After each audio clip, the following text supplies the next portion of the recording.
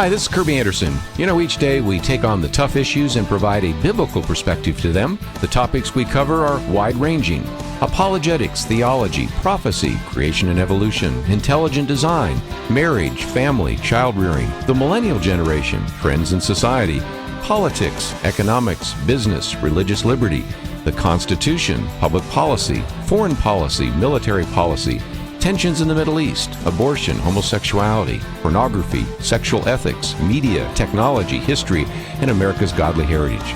We talk about anything that affects your faith, your family, or your freedom. So don't go anywhere, because Point of View starts right now.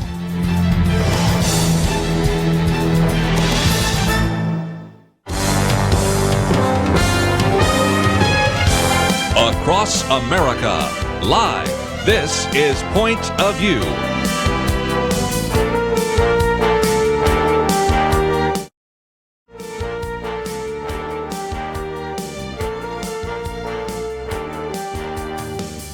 And now, Kerby Anderson. Thank you for joining me today here on Point of View. We have a lot to talk about over the next couple of hours. And, of course, at any point, if you'd like to join the conversation, 1-800-351-1212. Also, of course, as I've mentioned before, not only do we stream this and provide it at pointofview.net, but also at Facebook Live. That is an opportunity for you to watch the program and also to leave some comments. So whether you want to verbally relieve or leave some comments, I guess I should say, or whether you'd like to write some out, all of those are certainly appropriate. And we are going to be talking about a couple of issues. Matter of fact, if you were listening yesterday, and perhaps you were, we talked about the whole voting issue in part because we talked about how many individuals apparently in the state of Texas that are registered to vote and actually have voted that should not because they're not citizens. And so one of the things that needs to be done is to clean up the voter rolls. But another one we've talked about is maybe to improve the voting machines, because if we have electronic machines, don't have a paper trail. And let's face it, even when you go to an ATM machine, you can get a copy of that, or you can get something that documents what you've done. And so some people have said, you know, isn't it about time in the 21st century that we use voting machines that don't look like they were manufactured about the first year that personal computers came out? Yeah, well, help is on the way. Here are the new voting machines for Collin County. Since I live there, that's where I am aware of this. And Darrell Hale, who's one of the county commissioners, put together some of this information. And it is encouraging because, first of all, when you look at the machine, it looks like something that came from the 21st century, not something that came from the latter part of the 20th century. So that's encouraging. But more than that, he said they actually have decided to implement those. So for at least to people in Collin County, and I suspect it will happen in other counties in the state of Texas and maybe around the nation, they have put together some machines that I think are very well done in terms of making it easy to read, easy to understand, and most importantly, provide a paper version of that is stored so that you can go back and check to see if, you know, there's always the argument that something could be hacked, there could be a mistake, there could be a power shortage, whatever. That eliminates that. So again, he says these are very impressive systems that allow for a paper ballot and an audit trail. First, you get a ballot with your information coded at the top, and then you go to the machine. Now, it's very simple. The Express Vote printer does that, kind of paper version of getting a chip card. Then you load the ballot into the Express Vote touchscreen voting machine and proceed to vote. The machine then prints onto your ballot your selections, and you get to review them. You still haven't cast your vote at this point, and if there's a mistake, you can change it. Only when you take it to the reader that tabulates the vote and puts it in the lockbox is it counted. You all can have a paper copy and the benefits of electronic counting and tabulation. You can also review the paper copy before you actually cast your vote. Also, they're getting a high-speed counter for the mail-in ballots, and it can also do the sorting, and it can read through a stack of votes and extract for recount an individual race and place in two different stacks. And the machines will be put to use by November for the constitutional amendment election. Of course, that's just Collin County. And again, I recognize many of you live in other counties. Some of you don't even live in the state of Texas. But if nothing else, it illustrates that maybe we're getting to the point where in the 21st century, we'll have elections run by machines that look like they were actually put together in the 21st century, and that's a good thing. And again, the paper trail, really important. Later on, somebody says, wait a minute, we look like we have too many votes that came out of this precinct. Can we go back and check those records? Yes.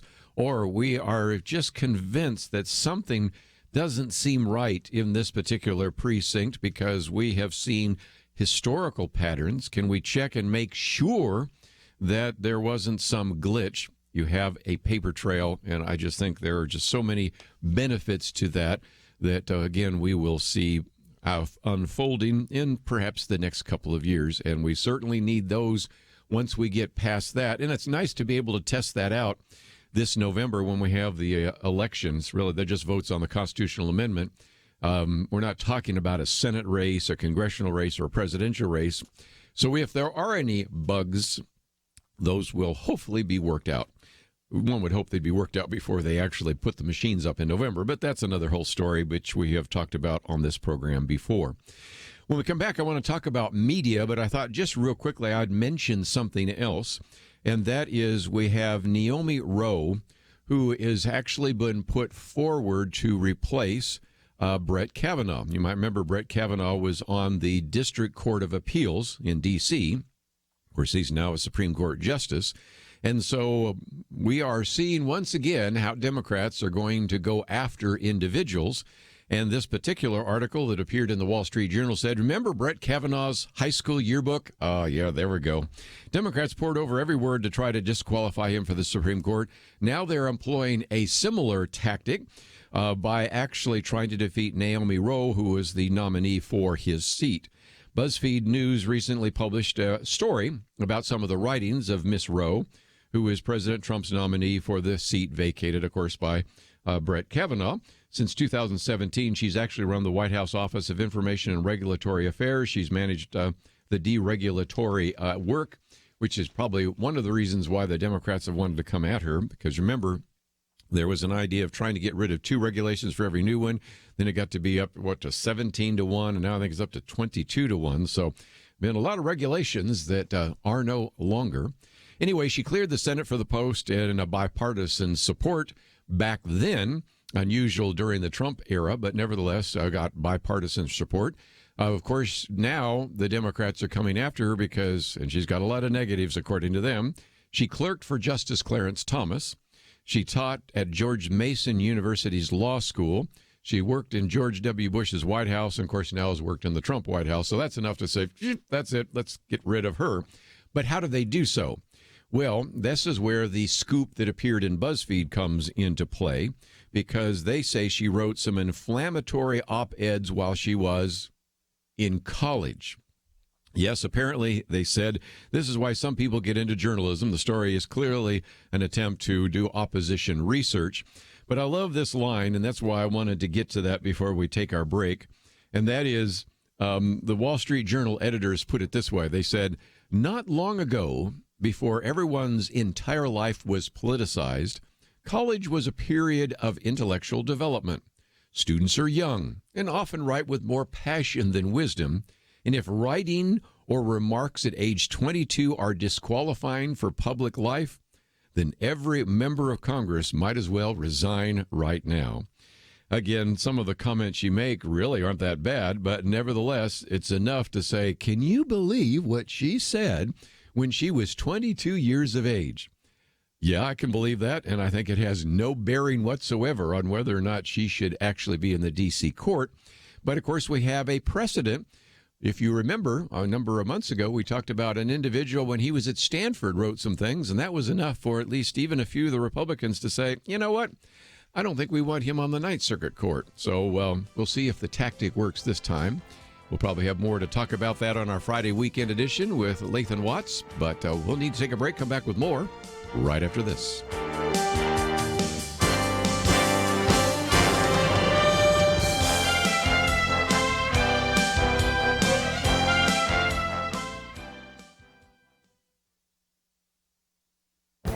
This is Viewpoints with Kerby Anderson. Should U.S. senators be allowed to apply a religious test to anyone nominated to serve in the government? Earlier this year, two Democrats in the Senate, Mazie Hirono and Kamala Harris, objected to a nominee to a U.S. District Court because of his membership in the Knights of Columbus, a Catholic fraternal organization. One senator wanted to know if he was aware of their stand on abortion. Of course he was. The senator also wanted to know if he would recuse himself from various court decisions. Senator Ben Sasse introduced a sense of the Senate resolution saying that consideration of the membership of the Knights of Columbus was a violation of the prohibition against religious test. It passed unanimously, suggesting that Senator Hirono essentially voted against her own conduct in the hearings. Other senators have been asking religious questions in their hearings. Last year, Senator Dianne Feinstein wanted to know if a nominee to the circuit court worked with his parish to establish a crisis pregnancy center. The senator also got lots of media attention for her statement to the circuit court judge Amy Coney Barrett that the dogma lives loudly within you. That comment in particular was seen by many as a violation of Article 6 of the Constitution that prohibits a religious test for office. By the way, Catholics aren't the only religious groups being singled out. Senator Bernie Sanders clashed with a nominee to the Office of Management and Budget because of something he wrote about Islam in a blog post tied to Wheaton College. Senator Sheldon Whitehouse challenged the nominee because his Anglican pastor opposed same-sex marriage. All of these examples illustrate how many Democratic senators are feeling more and more comfortable in applying religious tests to nominees, even if that is prohibited by the Constitution. I'm Kerby Anderson, and that's my point of view. From SkyPass Entertainment, The Least of These, The Graham Staines Story. The Least of These, rated PG-13, in theaters February 1st. TheLeastOfThese.movie.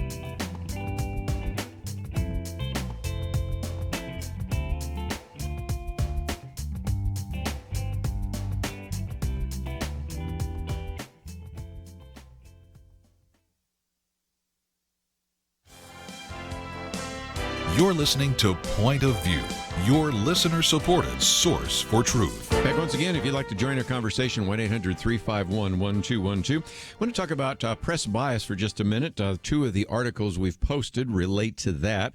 Then, of course, Kamala Harris has been really making the news over the last couple of days. There's a couple of reasons for it. Many people think that she might actually become the nominee for the Democrat Party. Certainly Colonel Allen West, who's sat in this chair before and has also been on the program, both as a guest and as a panelist, have suggested for months that she might. And right now, you would think that's a possibility because, after all, she's one of the few that's announced. I'm not ignoring, of course, Howard Schultz and a few others, but bottom line, she's getting a lot of press right now. But, of course, as others announce, they'll get press as well. But right now, she's been saying some things that I want to get to in just a few minutes. Things that she said about semi-automatic weapons, and then just some of the really radical statements she's made. That's why Joe Cunningham at one point said, pretty sure Kamala Harris scared the, he used a different word, heck, out of Nancy Pelosi and Chuck Schumer last night, because this town hall meeting is where, as we have pointed out on this program before, is where you're going to have various Democratic candidates who, in order to get attention, are going to actually come up with some pretty radical ideas so that they can distinguish themselves from other individuals that they will be running against, but in so doing may end up moving so far to the left that a lot of Americans go, I can't even relate to some of those people. And given the fact that many of these candidates, Kamala Harris in California, Elizabeth Warren, for example, in Massachusetts, Cory Booker in New Jersey, are already sort of in blue states, surrounded by people who pretty much agree with them, they may not necessarily even understand what it's like to appeal to middle America or to red America, because they live in blue states and are surrounded by like-minded individuals. And so things that they might not even see as controversial or very radical just cause people to blink their eyes and wonder about. So we'll get to that in just a minute. But I did think that there were two pieces that were worthy of our attention. One of those called Bad Press. That's the first article I've listed there by Charles Cook. It's fairly lengthy and a little bit esoteric, but if nothing else, I'll try to pick out just a couple of key punchlines there and encourage you to read the 4 pages if you'd like, because he says our national press is a national joke. Vain, languid, excitable, morbid, duplicitous, cheap, insular, mawkish, and possessed of a chronic self-obsession that would make Dorian Gray blush. It resembles around the United States in neon pants, actually demanding congratulations for all its travails. He then, quotes everything from Florence Foster Jenkins to even Faulty Towers. Got to love a guy that talks about all this. But nevertheless, they say that they're really trying to, if anything, put out these fires. They cast themselves, he says, as firefighters, but really they're actually pyromaniacs. And he talks about the fact that many people would have expected, given the fact that President Donald Trump was notorious, even as candidate Donald Trump, for tweeting all sorts of outrageous things, that then we could turn to the national press to try to calm things down and to say, wait a minute, that's not quite what he should say. But instead, he says it becomes just the opposite, is that you have some kind of boom taking place. And so he gives us a little bit of a sense that I thought was really interesting, because first you'll have a poorly attributed story that will break. I love this one. Source: Donald Trump killed Leon Trotsky back in 1940. Then thousands of blue-check journalists with hundreds of millions of followers between them will send it around Twitter before they've read beyond the headline. In response to this, the cable networks will start chattering with the excuse, true or not, this is going to be a big story today. Well, the major newspapers will run stories confirming the existence of the original claim, but not its veracity. And then it goes on to some other points here as well. And then people talking about it should be investigated. Then there will be measures that will be followed by perspective pieces that assume the original story is true and we're seek to draw broader lessons from it. In the New York Times, this might be the long history of Queens residents assassinating social intellectuals. Or the Washington Post, toxic capitalism, how America's red hatred explains our politics today. Then in the New Yorker, I've been to Mexico and was killed by a pickaxe to the head. And he's just having a lot of fun at this point. By early afternoon, the claim will be all the media is talking about, and the talking points on both sides of the political divide will become preposterous. The idea is, on one hand, some people are saying this is really dangerous. On the other hand, saying, wait a minute, even if he did, it doesn't matter. And then just when the fracas, he says, is reaching the boiling point, a sober-minded observer will point out that Donald Trump wasn't actually born until 1946, and so he couldn't have killed Trotsky in 1940. And everybody will wash their hands, go to bed, move on to the next project. And now he's, of course, using a tremendous amount of hyperbole here. And anybody that can quote from Faulty Towers gets my vote anyway. But nevertheless, it just gives you an idea of the insanity of some of this. And every once in a while, I have people say, well, you're going to cover that today? And I go, not really, because I got a feeling 2 days from now, it's going to be a non-story. And even though he uses a lot of hyperbole, I guess would probably be a better idea, and even some extreme examples, he is basically helping us understand that we have a news cycle that has sort of lost its mind.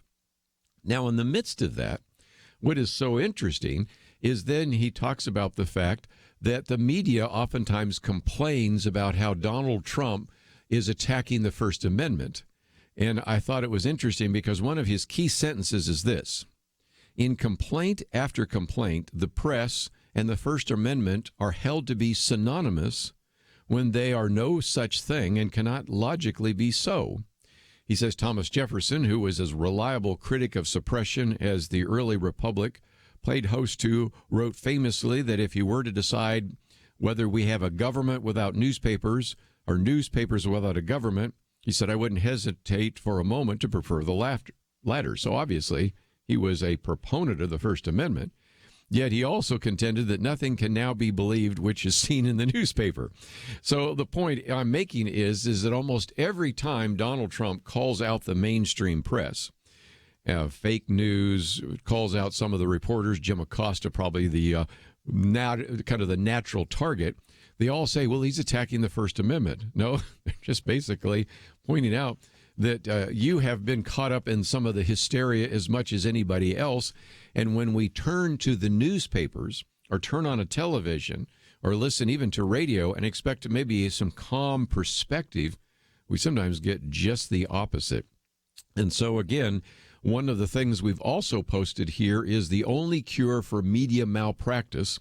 And the idea is that now there is a big lament about the fact that there are all sorts of writers and editors and other staff at places like BuzzFeed, Huffington Post, Yahoo, AOL, Gannett that are actually being let go.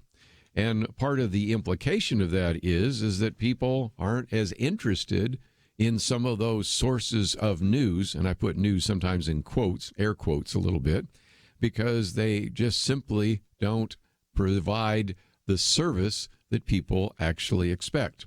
The author of this one in the American Spectator puts it this way: Trump understands what many journalists refuse to acknowledge. The news business is a business, and the customers are dissatisfied. And in some respects, according to the latest Gallup poll, the public now has less confidence in the news media than in banks, in big business, in organized religion, the medical system, the military, public schools, the presidency, and the police. This is true for all news sources, including television, newspapers, and the internet. Moreover, because of the erosion of public confidence in the media, which has been consistent and decades long, it cannot be credibly blamed on just the attacks by President Donald Trump. He might have contributed to some of that. But again, this article says that the erosion really began during the Clinton era and has continued unabated until the present. Back in 1993, for example, 46% of Americans had a great deal or quite a lot of confidence in television news. By 2018, that figure had declined to 20%, so 23%. So it dropped from 46% to 23%. So here can see where that drop has happened and cut it basically in half if you want to get right down to it. And internet news has never enjoyed high levels of public confidence, and even its credibility has now declined to 16%. So you can see why the customers are a little bit unhappy with the media product and resources that are available to them. So when we come back, I want to quote from Andrew Sullivan, an individual that we don't quote that often for all sorts of reasons I'll explain in just a minute. But he's identified a problem in the media, and just one more reason why we need to have discernment when we listen to even this program, but when we read things in the newspaper and watch television and much, much more. We'll be back right after this. The leader looked around the table, motioning to the older men. He said, "You're here to remind us how faithful God has been in the past. Now, you middle-aged guys, you keep us focused on what God is doing right now. Make sure we don't stop. And you younger guys, keep us looking forward. Imagine what God wants us to be doing in the years to come." There's a lot of wisdom there. We have to be thankful for the past, focused on the present, and mindful to plan for a great future. Many listeners have made bold moves to partner with Point of View Radio and accomplish great things for more than 45 years. But as we look around, we do see many positive things, and I think we can all admit there's a lot more to be done. It's time to think about your next bold move, what you can do to invest for our nation's future. Be thinking about that. If you have an answer now, don't wait. Make your next bold move now. Give online at pointofview.net or call 800-347-5151. It's our future. The time is now. Pointofview.net and 1-800-347-5151. Point of View will continue after this.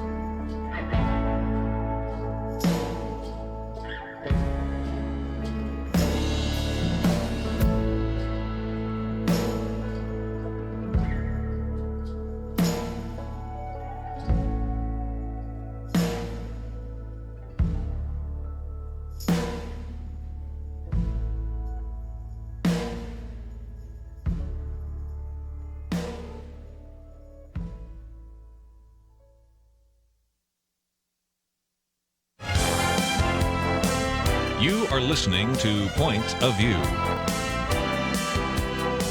The opinions expressed on Point of View do not necessarily reflect the views of the management or staff of this station. And now, here again is Kerby Anderson. Back once again, if you'd like to join our conversation, 1-800-351-1212. If you'd like to leave a comment, Facebook Live, feel free to do so. The first article that we've posted, one called Bad Press by Charles Cook, it goes on for 4 pages, really well done, and I probably could have read more of it, but I just want to keep the topics moving, and so for just a minute, I wanted to pick up this last few points that were made in The Only Cure for Media Malpractice. And of course, the implication is maybe the cure is for us to just stop believing it, stop consuming some of the media, and as a result, some of those individuals that are being given pink slips might consider a way to peddle their news bias somewhere else. And one of the examples that is used here comes from Andrew Sullivan. Now, when I have quoted Andrew Sullivan, which I have in my book on homosexuality, it's usually about kind of some of the LGBT issues and everything like that. But I thought it was interesting that this article, and he writing in the New York Magazine, used the story of the Covington Catholic boys, and in particular, what happened to one individual, because we recognize that this individual, Nick I forget his last name, Nick Sandman, was just kind of vilified by the press. And one of the things that then Andrew Sullivan asked, and now that's a quote from him, is, how did this grotesque inversion of the truth become the central narrative for what seemed to be the entire class of elite journalists on Twitter? He says, that's the somewhat terrifying question. Across most of the national media, led by the New York Times and the Washington Post, the narrative had been set. There's a reason why, in the crucial battle for the legitimacy of a free press, Trump is still on the offensive. Our mainstream press has been poisoned by tribalism. My own trust in it is eroding. It is eroding. I'm far from the only one. And I love what it says here. If a guy like Sullivan's anger or antipathy towards Trump can admit this, it is no right-wing conspiracy theory. This kind of partisan tribalism transcends mere bias. It's become kind of the standard feature of the media today, and the poison to which Sullivan refers is far more dangerous. The journalists of the establishment media see themselves not merely as people who approach politics from different first principles than, say, Donald Trump or his supporters. They see themselves as members of a superior tribe that is justified in taking any action to protect its territory and its members. This is why they studiously ignored Hillary Clinton's denunciation of more than 30 million voters as deplorables, yet labeled Trump a bigot when he called felons entering the country from Mexico criminals. It's why they run, quote, news stories like the BuzzFeed hoax, which we talked about last week, whose basic fact claims weren't verified. It's why they so desperately sought a way to continue running the Covington Catholic story even after multiple videos demonstrated there was no rational way to maintain their transparently false narrative and fraudulent depiction of the victim, in that case the Indian, because President Trump, and in this case the young man, Nick Sandman, was not of their tribe. Nor, and this is the other point I wanted to make here as well, is the president's wife, who has now won 2 large settlements from British newspapers that viciously slandered her simply because she is married to Donald Trump. I was going to cover this the other day, but again, what you can see is, let's take each one of those. First of all, last year you had the Daily Mail, which had to pay damages to the First Lady, Melania Trump, in order to settle 2 lawsuits which were brought in the United States and the UK after it republished allegations that she provided services beyond modeling. You know where I'm going with that. When she worked as a model in the 1990s. The First Lady was paid $2.9 million in damages. That should have sent a chilling evidence to anybody else, a chilling warning, a chilling kind of standard to say, you might not want to go after the First Lady, because, first of all, you wouldn't dare have done that to Barack Obama's wife, of course, Michelle Obama. But guess what?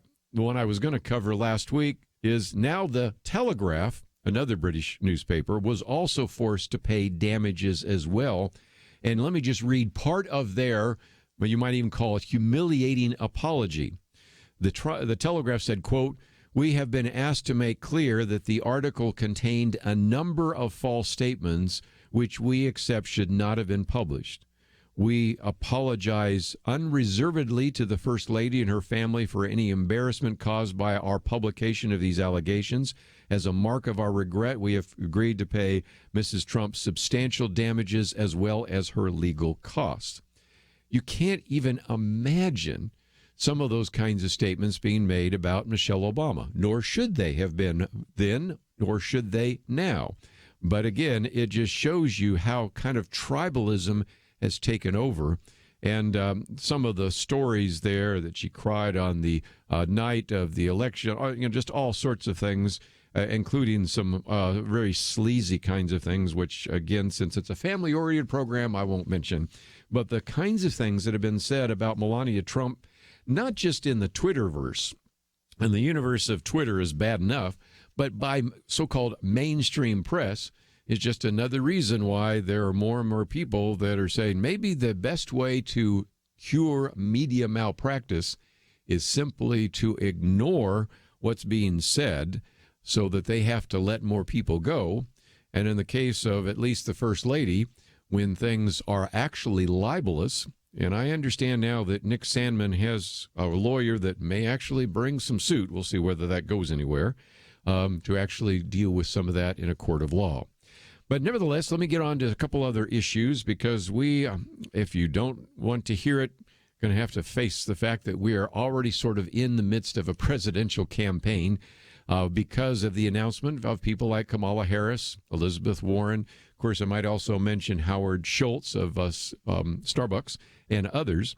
And so she has been making a lot of claims in a CNN town hall.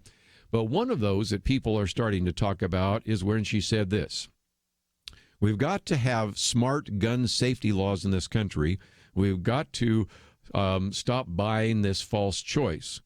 You can be in favor of the Second Amendment and also understand that there is no reason in this civil society that we can have assault weapons around communities that can kill babies and police officers." Now, we can leave the idea of what reasonable gun safety laws are to come to what some people almost immediately after she said that posted and said, Senator Kamala Harris from California calls for banning semi-automatic weapons, saying there's no place in civil society.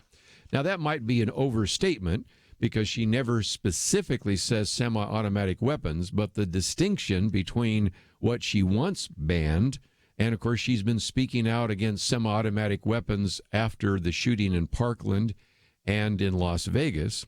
So again, one of the arguments that's being made by some of the individuals like Brandon Morris said even if she was speaking of just rifles alone, logic would follow that a President, Kamala Harris, would then look at banning semi-automatic handguns, as the vast majority of gun crime is committed with guns in that group. So we will see how this goes, but I thought it was intriguing to see that Joe Cunningham said that he is pretty sure that Nancy Pelosi and Chuck Schumer might have needed some Digel, some antacids after watching Kamala Harris's CNN town hall, because what he points out is that he says, I have no doubt that these two individuals, Nancy Pelosi and Chuck Schumer, watched or had staffers watch the town hall with morbid curiosity. I'm even sure that the morbid curiosity turned into abject horror by the end of the night. These two, among a few other older Democrats, have been trying to do the very thing I said might give Democrats a chance to win in 2020, and that is keep Democrats from going too far left in response to Trump.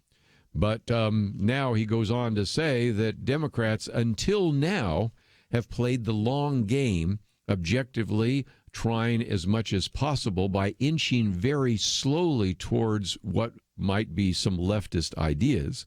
Conservatives in Congress have over time felt safer in starting their negotiations nearer to the middle, and conservative voters have pulled their hair out in frustration. But then Donald Trump has become the anomaly, And as a result, it's now caused all sorts of individuals who are going to be running for the presidency and running for Congress. That would be Alexandria Ocasio-Cortez and others who will be running for re-election to begin to try to outdo each other in some of the more radical, almost socialist, progressive kinds of ideas. And so that's one of the reasons, interestingly enough, that Joe Cunningham said it might not have been a good night for Nancy Pelosi and Chuck Schumer, because they've been trying to kind of keep Democrats from getting too radical. And Kamala Harris definitely moved the ball a lot to the left. We'll take a break, have a couple more comments just before we get to our conversation next hour on prophecy. We'll be back right after this.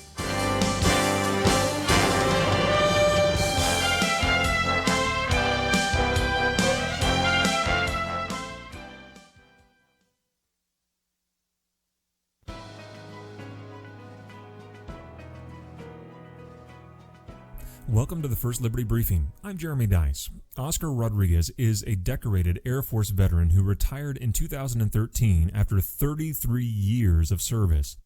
Oscar was invited by Air Force Master Sergeant Chuck Roberson to give a flag-folding speech at Roberson's military retirement ceremony, something he's done over 100 times.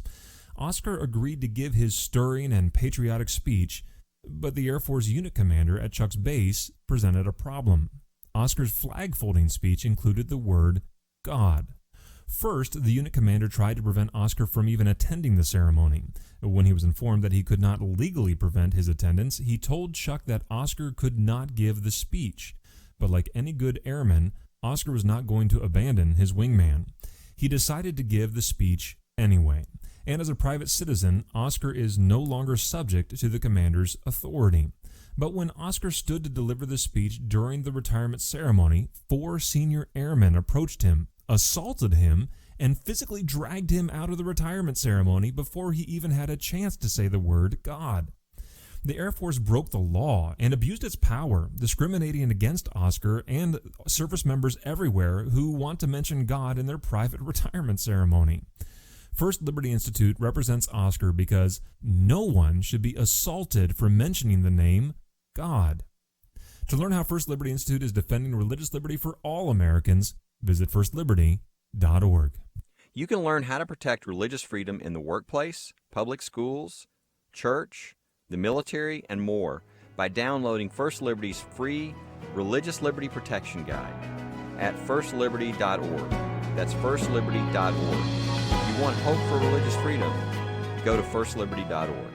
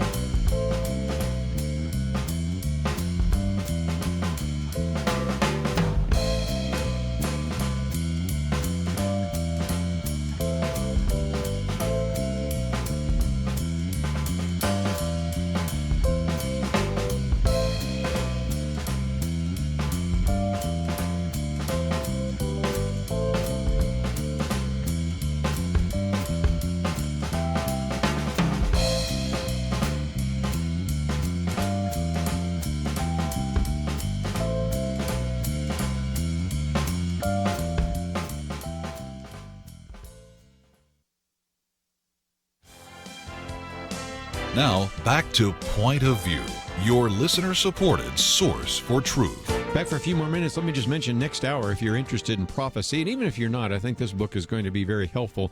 We had Todd Hampson on the program a while back when he happened to be in town. We'll talk with him by phone. But after about a half an hour with him on his book, The Non-Prophet's Guide to End Times, I thought it would be good to get him on for an entire hour talking about the issue of prophecy. And the reason for that is, first of all, for those of you watching online, you can see that he is quite the cartoonist. I'll even hold up some of this. So he does a very good job with some graphics. Of course, has worked with Phil Vischer and the Veggie Tales and a number of other things. And it's just a fascinating book with lots of cartoons and a very easy kind of book to understand in terms of prophecy. And more importantly, when we recognize that is anywhere from a fourth to a third of the Bible was prophetic in nature. Some people say about 27% of the Bible when written was prophetic. Some put that number up to about 33%. And so we had, in round numbers, about 2,500 different prophecies. About 2,000 of them have already been fulfilled, many of them in the life of Christ, but also in other civilizations and situations like that. 500 yet to be fulfilled in the end times. We wanted to spend some time talking with him. So I'm looking forward to that. I think if you have comments or questions, or maybe looking for a book that would be a good, very inviting, engaging, and interesting way to teach about this in your own Sunday school class, I think you really will appreciate some of the conversation we're going to have with Todd Hampson.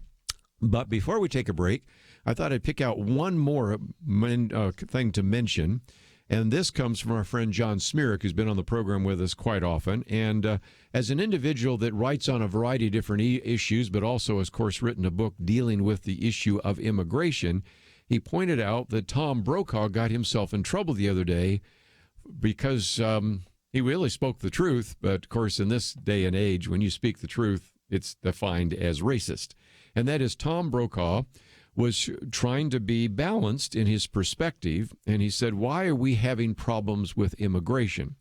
And so, first of all, he admitted that some of the opposition comes from what might be called ethnocentric motives, that is, white people not maybe being keen on becoming a racial minority. So he did the comment that would make most liberals happy, but he didn't stop there because, as John Smearick says, Brokaw is a journalist of the old school where objectivity mattered. And so then he also said that there is another problem, and that is immigrants really should do a better job of assimilating. That one did not make the liberals happy. And again, I love how John Smearick says it. Up until about 5 minutes ago, that would have been uncontroversial. Indeed, far from being a racist position, it could actually be seen as an anti-racist stance. White racists don't think members of other races can assimilate. The difference is in their genes. So non-racists for decades have urged assimilation as the happy outcome that made mass immigration a good idea. It was only the supremacists that rejected it. So if anything, he should have actually gotten credit for saying something that would obviously be something that most white supremacists would disagree with. But that's not the case anymore because, as he says, Stanley Kurtz has written in National Review, California textbooks now teach that urging assimilation is in itself racist. Instead, leftists, he says, urge those from countless cultures that stream into America to cling to their differences. The motive for urging, that's clear. The left counts on a coalition of splinter groups to pave its way to power. The government workers' unions that count on some of the largest donors to Democrats depend on some of that for their jobs. Every broken family, unemployable worker, foreign students, illiterate is maybe, as he said, a paycheck for them. But if immigrants become productive, middle-class, loyal citizens, they might start worrying about people that are raising their taxes. If they cease to see themselves as victims of white hegemony or white supremacy or whatever it might be, then they might develop a traditional suspicion of big government or bloated government, he says. They might start identifying with some of the values, as John Smearick says, as my grandparents did. You know, it's interesting that one of the things I appreciate about some of the people writing about immigration themselves right now are individuals that are immigrants or sons of immigrants or grandsons of immigrants. And so whether it's John Smearick, Michelle Malkin, whatever, many of them actually, if they didn't come here in the first generation, their parents or grandparents did. But anyway, let's go on. Britt Hume put it this way. He said, sorry to see Tom Brokaw catching, he's a word I won't use on the air, for saying Hispanics need to do a better job of assimilating. This proves that any criticism of any non-white ethnic group is automatically considered racist and shows how the national consensus against racism has been weaponized. And, of course, that's exactly what John Smearick is saying as well, that the left has decided to weaponize this idea of any sort of idea that could suggest that we want to eventually be a melting pot in coming together. And so, again, he says, in many cases, the tactic blows up in their faces. They're overreaching wildly when they accuse as a racist every American who supports Donald Trump or wants national borders. When a bishop, he says, like John Stowe, denounces the pro-life movement for accommodating racists by tolerating Make America Great hats, he earns is our contempt. He says there's a biblical term for making false charges that damage people. It's called what? Bearing false witness. We have a whole commandment forbidding it. It's a law, it's a slander, it's a libel, and thankfully it's actionable. Look for some more bankrupt media companies and more lefty journalists refusing to learn to code.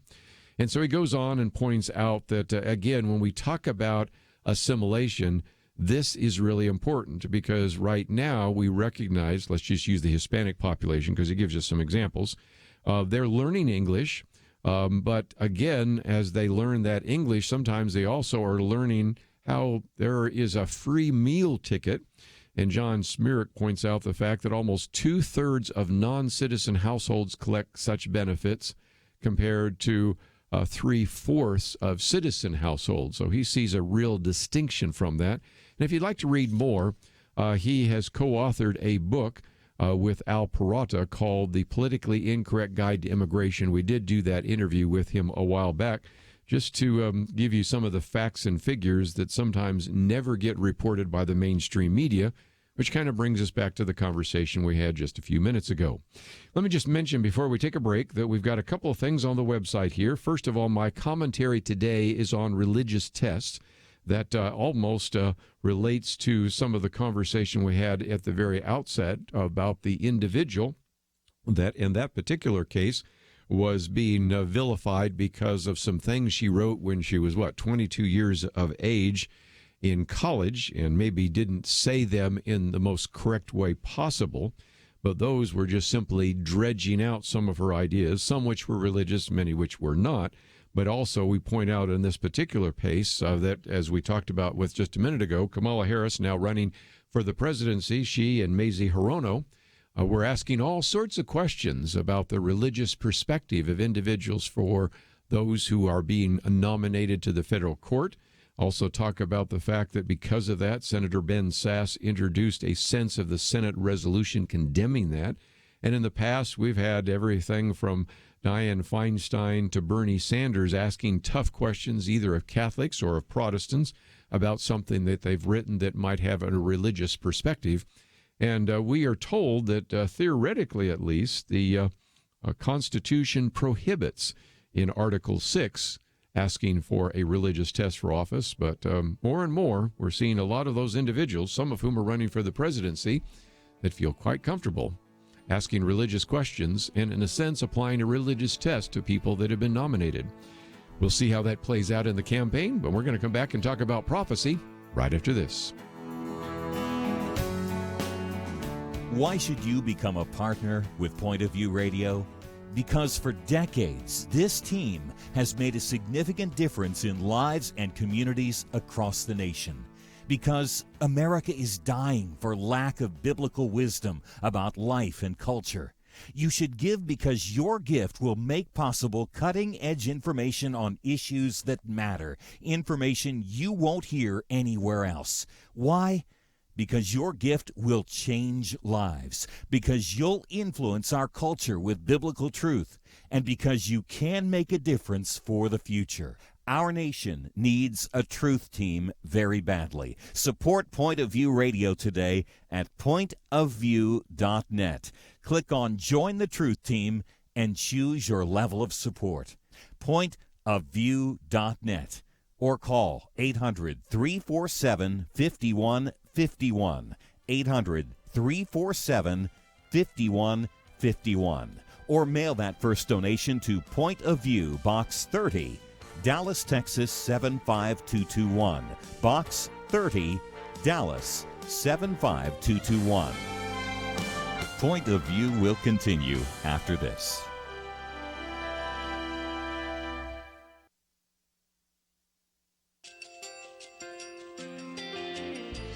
I just want to thank you so much for all the wonderful programming you have. You're just absolutely fantastic. I recently started listening to Point of View, and I really found it interesting because of the different subjects you cover. Thank you for that. I really appreciate everything that you do in keeping us informed. Thank you, Kerby, for everything that you have been doing. I appreciate all the work that you're doing, advocating for the Word of God. Thank you so much. Point of View, I think, is absolutely necessary because it's a Christian perspective, a biblical worldview perspective, and receive very current, up-to-date information about what is really going on, week to week in our culture, which is changing so rapidly, and yet it's morally sliding backwards. Yeah, I'm just, first of all, I thank you guys. Y'all's program is wonderful, and enjoy it every day. I learn so much every time I listen to it.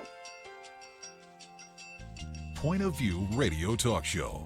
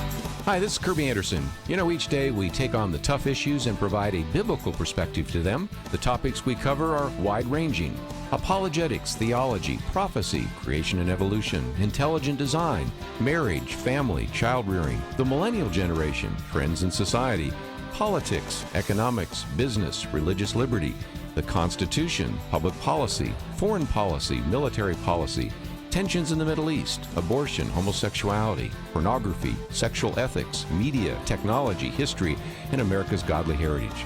We talk about anything that affects your faith, your family, or your freedom. So don't go anywhere, because Point of View starts right now.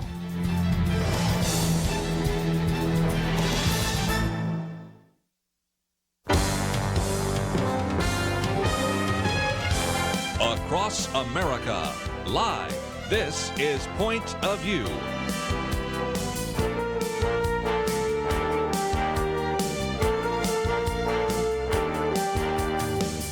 And now, Kerby Anderson. Thank you for joining me today. We're going to a little bit later get into some other issues, but right now I wanted to spend some time coming back to an interview that we had done a while back.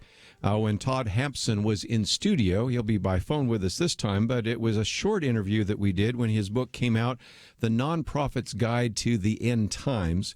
And as you well know, on this program, we occasionally address the issue of prophecy, and there's a good reason for that. If you go back and look at the number of prophecies that were prophetic at the time in which they were given, perhaps as much as a third of the Bible was prophetic. Now, some people say maybe it's more like 27%, so that's 1 out of 4, but some may say it could be as high as 33%, which would mean that a third of the Bible, when written, was prophetic in nature. About 2,500 different prophecies, about 2,000 which have been fulfilled, others to be fulfilled in the future. And I do run in from time to time individuals that say, well, I'll never teach on prophecy in my Bible class or in my sermons. And I'm going, then you're just ignoring a tremendous amount of the Bible. And this is why I think it's important to focus on that. And then there's just a lot of confusion. And for those of you that are watching online, one of the things I love so much about Todd Hampson is because he's a cartoonist and an individual that has worked with Phil Vischer and Life Church and all sorts of other groups. He has made this much more approachable and easy to understand. As a matter of fact, if you wanted to teach this to a small group or a Sunday school class, I think you are going to find that this would be very useful. Again, the book is entitled The Non-Prophet's Guide to the End Times, and that word prophet is like a prophet because he's the one on the front of the cover, and it is published by our friends at Harvest House. I suspect many of you can find it in your local bookstore, but of course we have a link there as well. And as you have already heard me say, Todd is an individual that has been an illustrator, an animator, and even the individual that founded Timbuktunes, and as an individual that brings just a wealth of creativity as well as biblical information to this conversation. So, Todd, welcome back. Thank you so much, Kerby. It's a pleasure to be here again. I want to help people understand that there's kind of 4 sections to your book, and you spend some time talking about Bible prophecy, some key building blocks of Bible prophecy, some important sections and categories, and where are we now. But if you'll permit me, let me jump ahead to chapter 13, because some people might say, well, why are we talking about prophecy now? And you have a number of signs, but there's one that you call the super sign, and that's the nation of Israel. Explain. That's absolutely correct. You know, all of the end time prophecies, whether it was, prophesied by Daniel or Jesus himself in the Olivet Discourse or in Revelation, all require Israel to be in their land again as a nation. And it was prophesied in the Old Testament, all throughout the Old Testament, that Israel would become a nation again. And sure enough, it happened exactly like God foretold. Well, and again, so that's one of the reasons that we should pay more attention now. And then as we go through some of those signs, we will also see how many of them are coming together. But again, maybe come back and explain that, because in your first chapter, you remind us of why Bible prophecy is so important. And I'll tell you, I've run into more than just a few pastors and Sunday school leaders and others that say, I'm never going to teach on prophecy. And I understand why. Sometimes people get off on real weird tangents. when you start talking about prophecy. But we're missing just the whole counsel of God if we don't talk about the prophetic nature of the Bible, aren't we? We really are, and specifically related to Israel, what the unfortunate side to that is a lot of churches and even some whole denominations have accepted what we call replacement theology, where they think the church has not just fulfilled, that Jesus didn't just come to fulfill the Old Testament, but that the church has literally replaced Israel, and that all of the conditional and unconditional promises that God gave to Israel are now transferred onto the church. And the sad thing is, it's not a salvation issue, but it's in my opinion, it's a giant error that a large portion of the church is holding to today, and it really throws you off track for several other things that are related theologically. Well, I've also noticed, and maybe you've noticed as well, the obvious connection between evangelism and prophecy. When I go back and ask people, how'd you become a Christian? Those of us that are older, since I'm the old guy around the table, can say, well, I heard Hal Lindsey speak, or I saw some of these prophetic movies. Some of the younger listeners, like our Millennial Roundtable, maybe say, well, we read the Left Behind series or whatever. But there is a sense in which that is attention grabbing for the non-believer. And it also reminds us that our days really are numbered. And even if we are going to eventually live out our entire lives, there's going to be some time in which this world that we have around us as it is right now will cease to exist, right?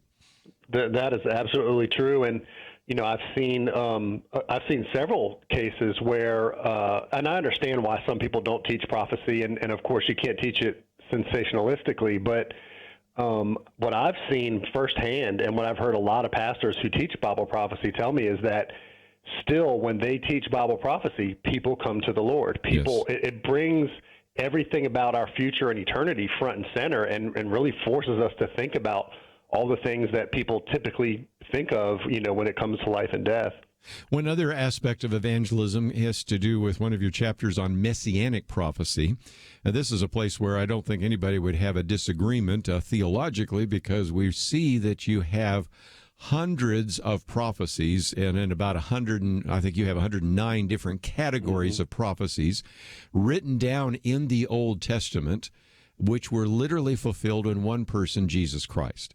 To me, that is another very powerful apologetic or evangelistic tool, because whether I'm talking to an Orthodox Jewish believer who knows the Old Testament, whether I'm talking to an atheist skeptic, one of the points you make is that there is no other religious book that contains fulfilled prophecy, and just looking at the messianic prophecies alone are so specific that I think they are just very useful in terms of evangelism. They really are, and that's a little bit less intimidating and a little more disarming than going straight to end times prophecy, because people are already familiar with Jesus. Even if, like you said, if they're not a believer, they may think, oh, he was a great religious teacher. But then when you sit there and you tell them, well, do you realize, like you said, over 300, and when it boils down to it, it's at least 109 really specific prophecies that Jesus had to fulfill.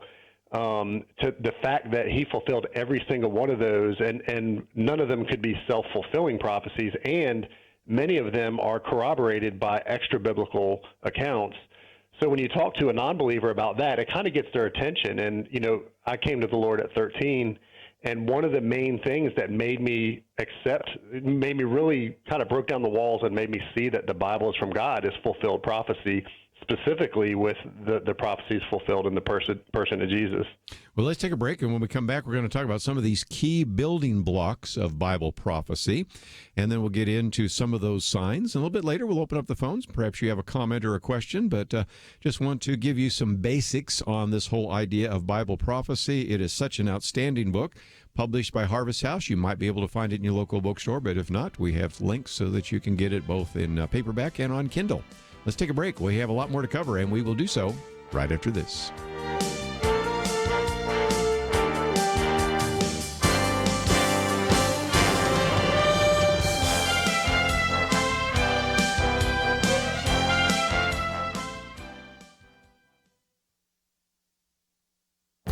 This is Viewpoints with Kerby Anderson. Should U.S. senators be allowed to apply a religious test to anyone nominated to serve in the government? Earlier this year, two Democrats in the Senate, Mazie Hirono and Kamala Harris, objected to a nominee to a U.S. District Court because of his membership in the Knights of Columbus, a Catholic fraternal organization. One senator wanted to know if he was aware of their stand on abortion. Of course he was. The senator also wanted to know if he would recuse himself from various court decisions. Senator Ben Sasse introduced a sense of the Senate resolution saying that consideration of the membership of the Knights of Columbus was a violation of the prohibition against religious test. It passed unanimously, suggesting that Senator Hirono essentially voted against her own conduct in the hearings. Other senators have been asking religious questions in their hearings. Last year, Senator Dianne Feinstein wanted to know if a nominee to the circuit court worked with his parish to establish a crisis pregnancy center. The senator also got lots of media attention for her statement to the circuit court judge Amy Coney Barrett that the dogma lives loudly within you. That comment in particular was seen by many as a violation of Article 6 of the Constitution that prohibits a religious test for office. By the way, Catholics aren't the only religious groups being singled out. Senator Bernie Sanders clashed with a nominee to the Office of Management and Budget because of something he wrote about Islam in a blog post tied to Wheaton College. Senator Sheldon Whitehouse challenged the nominee because his Anglican pastor opposed same-sex marriage. All of these examples illustrate how many Democratic senators are feeling more and more comfortable in applying religious tests to nominees, even if that is prohibited by the Constitution. I'm Kerby Anderson, and that's my point of view. From SkyPass Entertainment, The Least of These, the Graham Staines story. The Least of These, rated PG-13, in theaters February 1st. TheLeastOfThese.movie.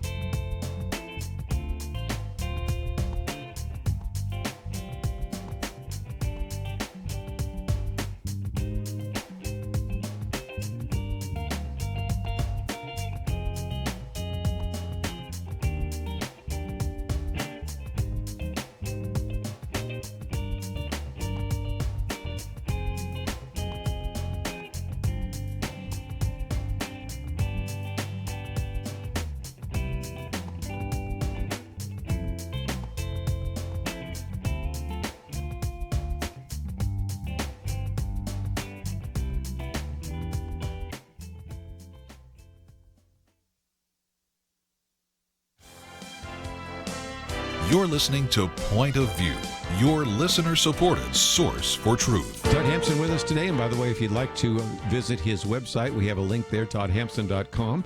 By the way, there is a free white paper there, which we'll talk more about in just a few minutes, that if you want to subscribe will help you understand this. And of course, the book is available both on his website as well. I'm sure you can find it in your local bookstore. And we're looking at some of the key building blocks of Bible prophecy. Both, if you will, Todd, talk about some of the key terms and then the different ways to interpret it, because those are actually key in terms of trying to make sense of the major and minor prophets and even some of the prophetic material in the New Testament. So defining your terms and deciding how you're going to interpret those passages is pretty key, isn't it? It really is. And, you know, the front section of the book, that first whole section, really lays the groundwork for really what people tell me is it really clears things up for them to where for the first time they feel like, oh, I can, with those things in mind, I can understand Bible prophecy. And so with the terms, I start just by talking about some of the terms that have made their way into pop culture, like apocalypse or, you know, Armageddon, which, you know, with both of those terms in particular, people just automatically think, you know, destruction and stuff like that. But really, like, for example, apocalypse really just means unveiling. And it comes from, you know, Revelation chapter 1 about the unveiling of Jesus Christ. So Revelation is all about unveiling the full picture of who Jesus is. So I go through several terms like that and other terms like the rapture, the millennial kingdom, the Antichrist. And, you know, all of these in one way or another has been somewhat tainted by pop culture. So I just wanted to clear that up so when people hear those terms, they understand where it comes from in the Bible and kind of what it's really talking about. And then the other thing that I talk about that is really key is there are primarily four different ways that people use to interpret end times prophecy, and the idealist view just says that it's all symbolic. It can kind of mean whatever you want it to mean, and that's what's happened with that interpretation method through the years. Is each generation kind of puts their own meaning on terms and kind of makes it up as they go along. And then the second one is preterism, and preterists believe that everything that Revelation mentions has already happened. Or there's some that are called partial preterists that believe some of it's still going to happen at the end, like Jesus literally coming on a horse and coming to set everything straight. And then the third one is the historicist view, which basically says everything regarding future prophecy is merely an overview of church history. So everything in Revelation is just kind of an overview of what's going on during the church age. And then the fourth and final view, and this is the view that I hold and that I really argue for strongly in the book, is the futurist view. And the reason I argue for it so strongly is that it's the only view of the four interpretation methods that holds a literal interpretation and consistently interprets the Bible from Genesis to Revelation the same way. Well, and again, if you start with the book of Revelation, we'll just use Revelation as an example, and you read the first three chapters, you're reading about, of course, John and his vision, and then you read about the seven churches, and so you're recognizing these are historical entities, and you would use kind of the normal, literal, kind of verbal, plenary view of interpretation, which we are so used to. And so then to come to chapter 4 all the way to, say, chapter 22 and come up with a different way to interpret the rest of that doesn't make as much sense, So yeah. I recognize that, I teach at a seminary that obviously does look at it that way. But if you just kind of have kind of the standard way of looking at Scripture and evaluating it, recognizing there's going to be some symbolism. Matter of fact, this last week I even talked about Revelation through the numbers, because some of the numbers do mean something, 1 and 3 and 7 and 40 and those kinds of things. We understand that. But that would be kind of the natural way to interpret that. And so as a result, then that takes you into saying, well, then 1 through 3 is pretty Christian, because we're talking about churches. But from 4 on, it's pretty Jewish. And that leads a lot of people to say, what happened to all the Christians between chapter 3 and chapter 4? What's your thought? That's right. Well, I truly believe that at the beginning of chapter 4, where John was called up to heaven, where he said, I saw an open door, and he said, come up here. I believe that symbolically represents the church being raptured. And like you said, from that point forward, there's no mention of the church throughout it. And as a matter of fact, of the 404 verses in Revelation, there's over 800 references to the Old Testament. So you're right, it's a very, very Jewish book. You've got 144,000 Jewish witnesses, the two witnesses, 144,000 Jewish evangelists, the two Jewish witnesses, and like I said, over 800 references directly to the Old Testament.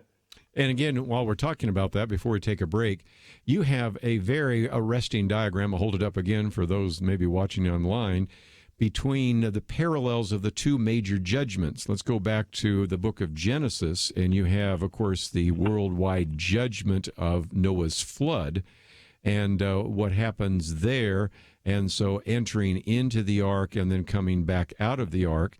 And you make that parallel and say that there's an interesting parallel between the church age, the age of grace, the 7-year tribulation that takes place after the rapture, then a return of Christ in the millennial kingdom.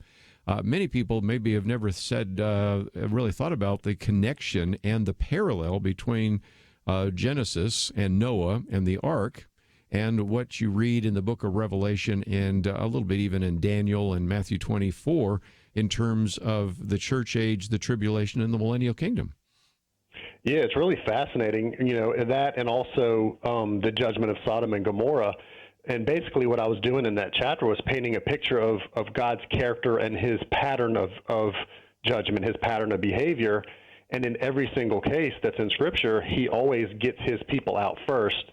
Then judgment falls while his people, those who are saved and who are his own, are protected, and then when all is said and done, like the case with the flood. After the flood and the ark came and rested, God then commissioned Noah and his family to start a new era. And it's the same thing that we see with being raptured, protected during the tribulation period, and then coming back to establish the millennial kingdom. And I know not everyone holds the same view in terms of when the rapture occurs or even the nature of the millennial kingdom. So I cover all views in the book, and I have a big push for unity in the body, and that it's not a divisive salvation issue. But that being said, I think there's strong evidence throughout Scripture, the more I study it, that those are the views that I really argue for are solid views indeed. And I do appreciate your kind of erenic view there, a willingness to say, well, there are other views. And just before we take a break, let's talk about that. Chapter 8 talks about 3 views of the millennium. And, you have all-millennial, post-millennial, and premillennial. Can you give us a brief overview of that? Absolutely. So all-millennial, people who hold that view basically believe that, again, it's symbolic, that there's really no literal millennium, that just represents the church age when we're winning the world to Christ. Post-millennialism is sort of the same thing, only it kind of asserts that as we introduce people to Christ, we're going to kind of bring in the kingdom. We're going to kind of change the world into a paradise as more and more people get saved. And that view sort of was more popular before World War I and World War II. Yes. But then, and then the final view is premillennialism, which means that the church age and the rapture and the tribulation period occur before a literal 1,000-year reign of Christ on earth, which there are hundreds of specific verses in the Old Testament that have to be fulfilled, and in my opinion, can only be fulfilled by a literal reign with Christ on earth. Todd Hampson with us, and we're taking a break, but when we come back, we'll continue our conversation today on the Nonprofit's Guide to the End Times. We've looked a little bit at part 1, which is the definition, nature, and importance of biblical prophecy. We've been spending some time looking at some of the key building blocks of Bible prophecy. But when we come back, part 3 is important sections and categories. That goes back to the vision of Daniel in the Old Testament, of course, John's revelation in the New Testament, and then part 4, so where are we now, some of those signs. We'll do our best to try to cover the book, and I just wanted to have him here for an entire hour because, as you can see, we've only covered a portion of the book, and we're already halfway through the interview. So we'll come back and finish off with him. If you find yourself saying, well, I'd like to contact him, ask him a question, maybe get a copy of that free white paper, we have a link to his website. Just click on his picture there or go to toddhampson.com. Either way, you'll find that material. And of course, if you want to get the book, that's something. And of course, you might want to get on his mailing list or follow his blog or some other things. We make all of that available on our website, pointofview.net.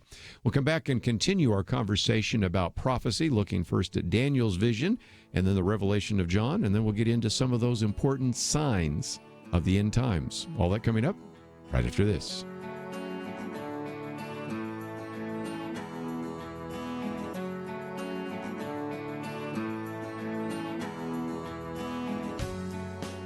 Question, do you have a health insurance plan you are not happy with? Well, Bethany and Jason thought they were stuck. Their plan just kept getting more expensive, and Bethany's favorite doctor didn't even take that plan anymore. And then some friends at church told them about MediShare. With our previous insurance, we were paying $1,200 a month. With MediShare, we now pay around $600 a month. Yes, they're paying $600 less per month, and that's a pretty typical savings with MediShare. And they actually like MediShare more.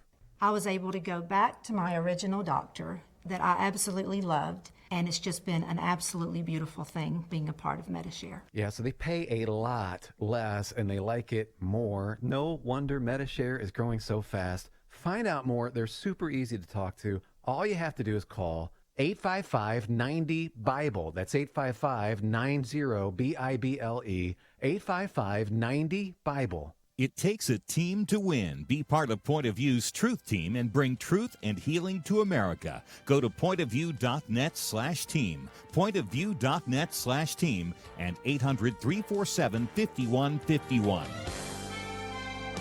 Point of View will continue after this.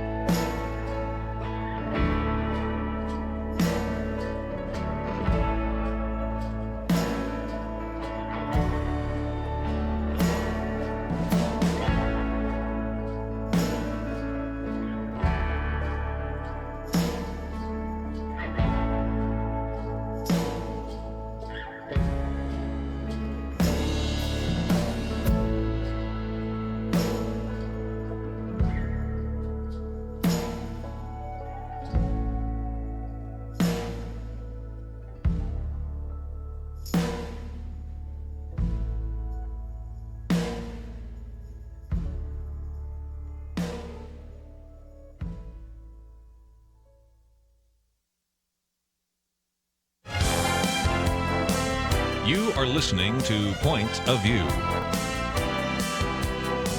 The opinions expressed on Point of View do not necessarily reflect the views of the management or staff of this station. And now, here again is Kerby Anderson. Privileged to have with us for just a little bit longer Todd Hampson, who not only wrote but illustrated the Nonprofit's Guide to the End Times, published by Harvest House. You have a link to his website if you'd like to follow it. And the third section, Todd, is about important sections and categories. And I thought, in the interest of time, maybe we'll just look at two. One of those is Daniel's visions. And this can be very confusing for people because in chapter 2, there's a dream that Nebuchadnezzar has, and then Daniel interprets it. Then there's another dream in chapter 4, and Daniel interprets that. And a little bit later, Daniel has a dream of beasts, and he has a vision of rams. And everybody's saying, okay, I'm getting confused here. But actually, if you go back and look at chapter 2 and compare that later to the other ones, even though one is looking very different than the other, they're basically saying the same thing. So sort through, if you can, for just a few minutes, the visions that Daniel has or the visions that he interprets from Nebuchadnezzar. Yeah, Daniel's an incredible book, and I think you had mentioned last time I was on your show that the book of Daniel is often taught right alongside Revelation. Yes. In seminaries because it's the framework for Revelation.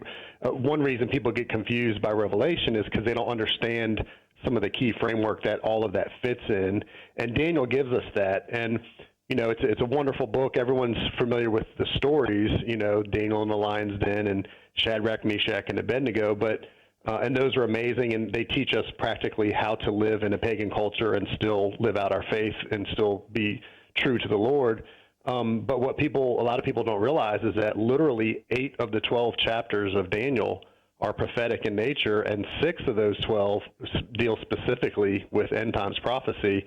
But the vision that you're mentioning with in chapter 2 and the mirror version of it, kind of from a different perspective in chapter 7, is basically God told in advance what the Babylonian, Medo-Persian, Greece, the Empire of Greece, and the Empire of Rome. So those 4 sequential empires he predicted in Scripture long before any of them came to be. Well, they were in Babylon at the time. So beginning with Babylon, he predicted the next 3 empires, and that was key. And then also with that predicted, there's kind of a mysterious gap. When we get to Daniel chapter 9, and we can talk about that a little bit, but there's a mysterious gap where the church age fits, and then there's a final end-time kingdom that is what is the topic of the book of Revelation. Well, and also, just before you get to the gap, you have the timing of the Messiah's arrival, and I found that as another, again, I'm trying to give people tools for their evangelistic toolbox or for their apologetic toolbox. If you're talking to a Jewish person or even somebody that's at least somewhat familiar with the Old Testament, you can say that in addition to all those prophecies we talked about just a few minutes ago that were literally fulfilled in Jesus, we also have the timing of when the Messiah should come. And you have that in Daniel that you can then verify by going to Nehemiah. I want people to take the time to read it because it takes a little bit of time to explain. But again, it helps us understand when we should be looking for the Messiah. There's only one individual that qualifies there as well. And so it's just one more verification, I think, of fulfilled prophecy in the life of Jesus, establishing the fact that he indeed was the coming Messiah. It really is. And with your Jewish friends in particular, one thing, when I've built a relationship where I can share with them and really pose some questions to them, one thing I point out is that in Daniel chapter 9, the last four verses of Daniel chapter 9 lays all that out, when the Messiah was to come, and then, of course, all the end times things. Well, one curious thing that's in that passage is the fact that it says the Messiah would come and would be cut off before the temple was destroyed.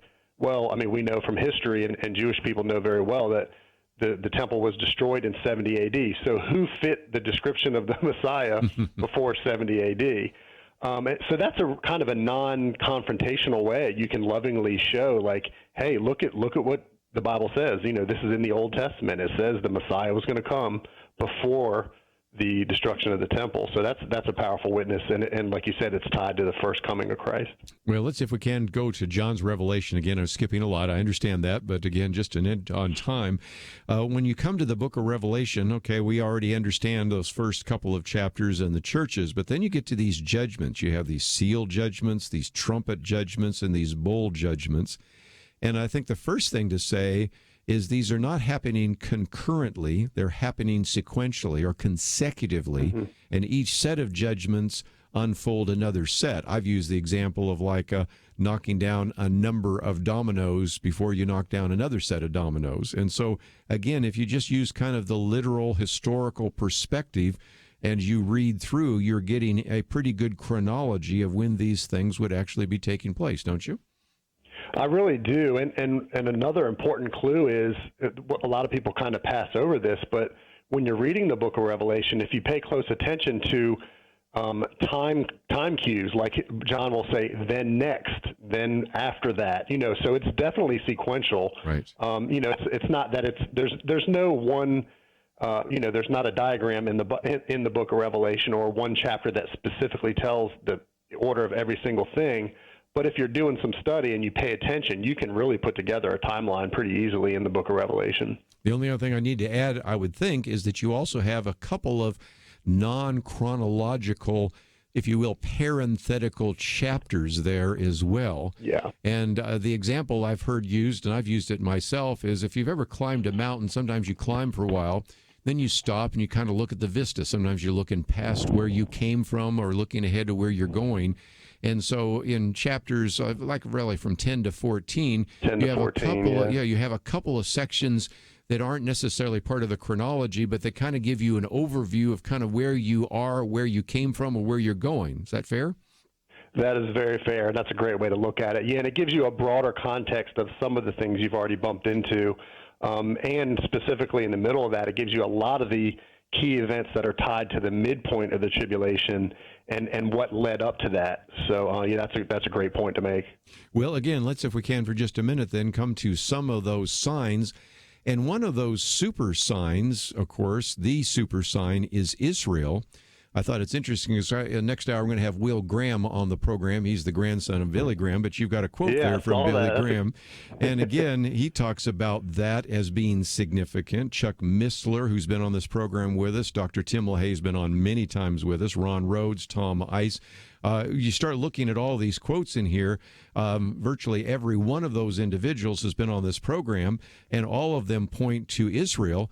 But I think it's fair to say as well, Todd, that you can go back to the 19th century and find commentaries that say, we know the Lord is coming someday, but Israel needs to be in the land when this all takes place. So you have, even before the establishment of the nation of Israel in 1948, people that were teaching about prophecy saying that Israel needs to be in the land. And now that it is, you really almost feel like the prophetic clock has started. True? Very true. And that's a great point. With the Puritans and a few others, they started saying that a literal interpretation said that Israel would have to be a nation again, and everybody told them they were crazy. And what's interesting is we're living in similar times now where for years Bible prophecy teachers have been saying, hey, here's a bunch of other sign categories that once Israel's in the land, we will see begin to shape up and ramp up like birth pains. And indeed, all of those things are happening in our day today. So it's really, I hear people say, I wish I lived in Bible times. Well, welcome to it, man. We're definitely living in Bible times right now. Well, let's take a break. When we come back, again, we've talked about the part one, the definition, nature, and importance of Bible prophecy. Part two, the key building blocks of Bible prophecy. Number three, we've spent some time talking about the important sections and categories.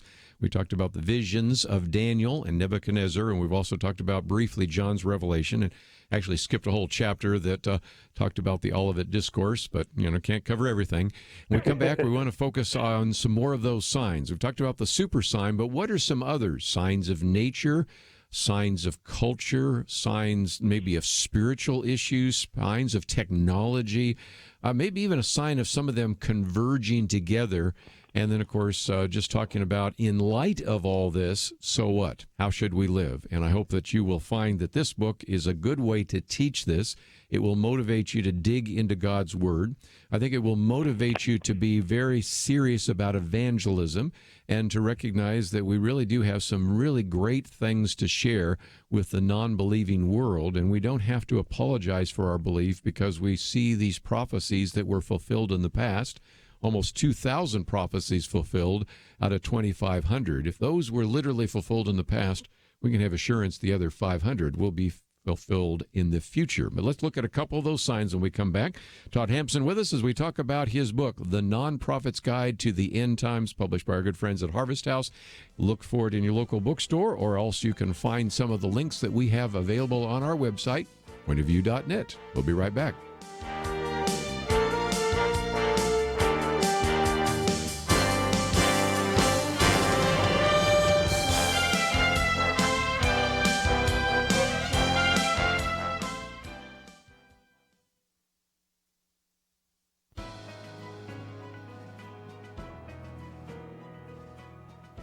Welcome to the First Liberty Briefing. I'm Jeremy Dice. Oscar Rodriguez is a decorated Air Force veteran who retired in 2013 after 33 years of service. Oscar was invited by Air Force Master Sergeant Chuck Roberson to give a flag-folding speech at Roberson's military retirement ceremony, something he's done over 100 times. Oscar agreed to give his stirring and patriotic speech, but the Air Force unit commander at Chuck's base presented a problem. Oscar's flag-folding speech included the word God. First, the unit commander tried to prevent Oscar from even attending the ceremony. When he was informed that he could not legally prevent his attendance, he told Chuck that Oscar could not give the speech. But like any good airman, Oscar was not going to abandon his wingman. He decided to give the speech anyway. And as a private citizen, Oscar is no longer subject to the commander's authority. But when Oscar stood to deliver the speech during the retirement ceremony, 4 senior airmen approached him, assaulted him, and physically dragged him out of the retirement ceremony before he even had a chance to say the word God. The Air Force broke the law and abused its power, discriminating against Oscar and service members everywhere who want to mention God in their private retirement ceremony. First Liberty Institute represents Oscar because no one should be assaulted for mentioning the name God. To learn how First Liberty Institute is defending religious liberty for all Americans, visit firstliberty.org. You can learn how to protect religious freedom in the workplace, public schools, church, the military, and more by downloading First Liberty's free Religious Liberty Protection Guide at firstliberty.org. That's firstliberty.org. If you want hope for religious freedom, go to firstliberty.org.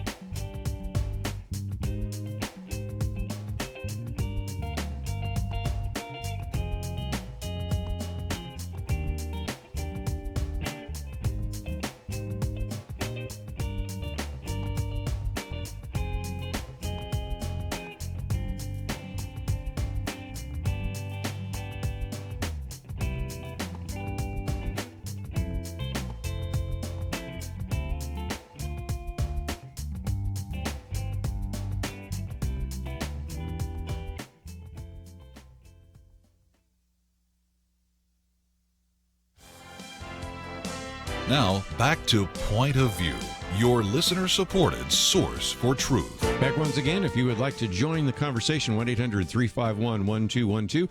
Todd Hampson with us has written and illustrated The Non-Prophet's Guide to the End Times, and we have information about it on our website. You know, we were talking about the super sign of Israel. I might just mention again that we do have our trip later this year to Israel and Rome. This is an opportunity for you to walk where Jesus walked and to actually spend time in Rome where Paul was as well.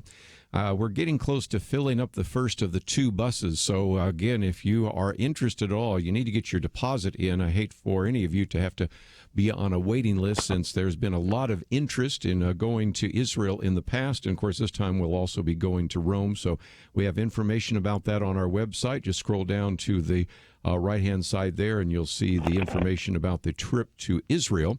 And that kind of brings us to one of the chapters, the geopolitical signs. Israel has always been surrounded by enemies, but some of those enemies, interestingly enough, let's see if we can look at Ezekiel 38, were not necessarily working together. I can go back just a couple of decades. Again, I'm a little bit older than you are. And if then somebody had suggested that Russia would cooperate with Iran, it's like, that's not even possible. That Russia would cooperate with Libya, that's not even possible.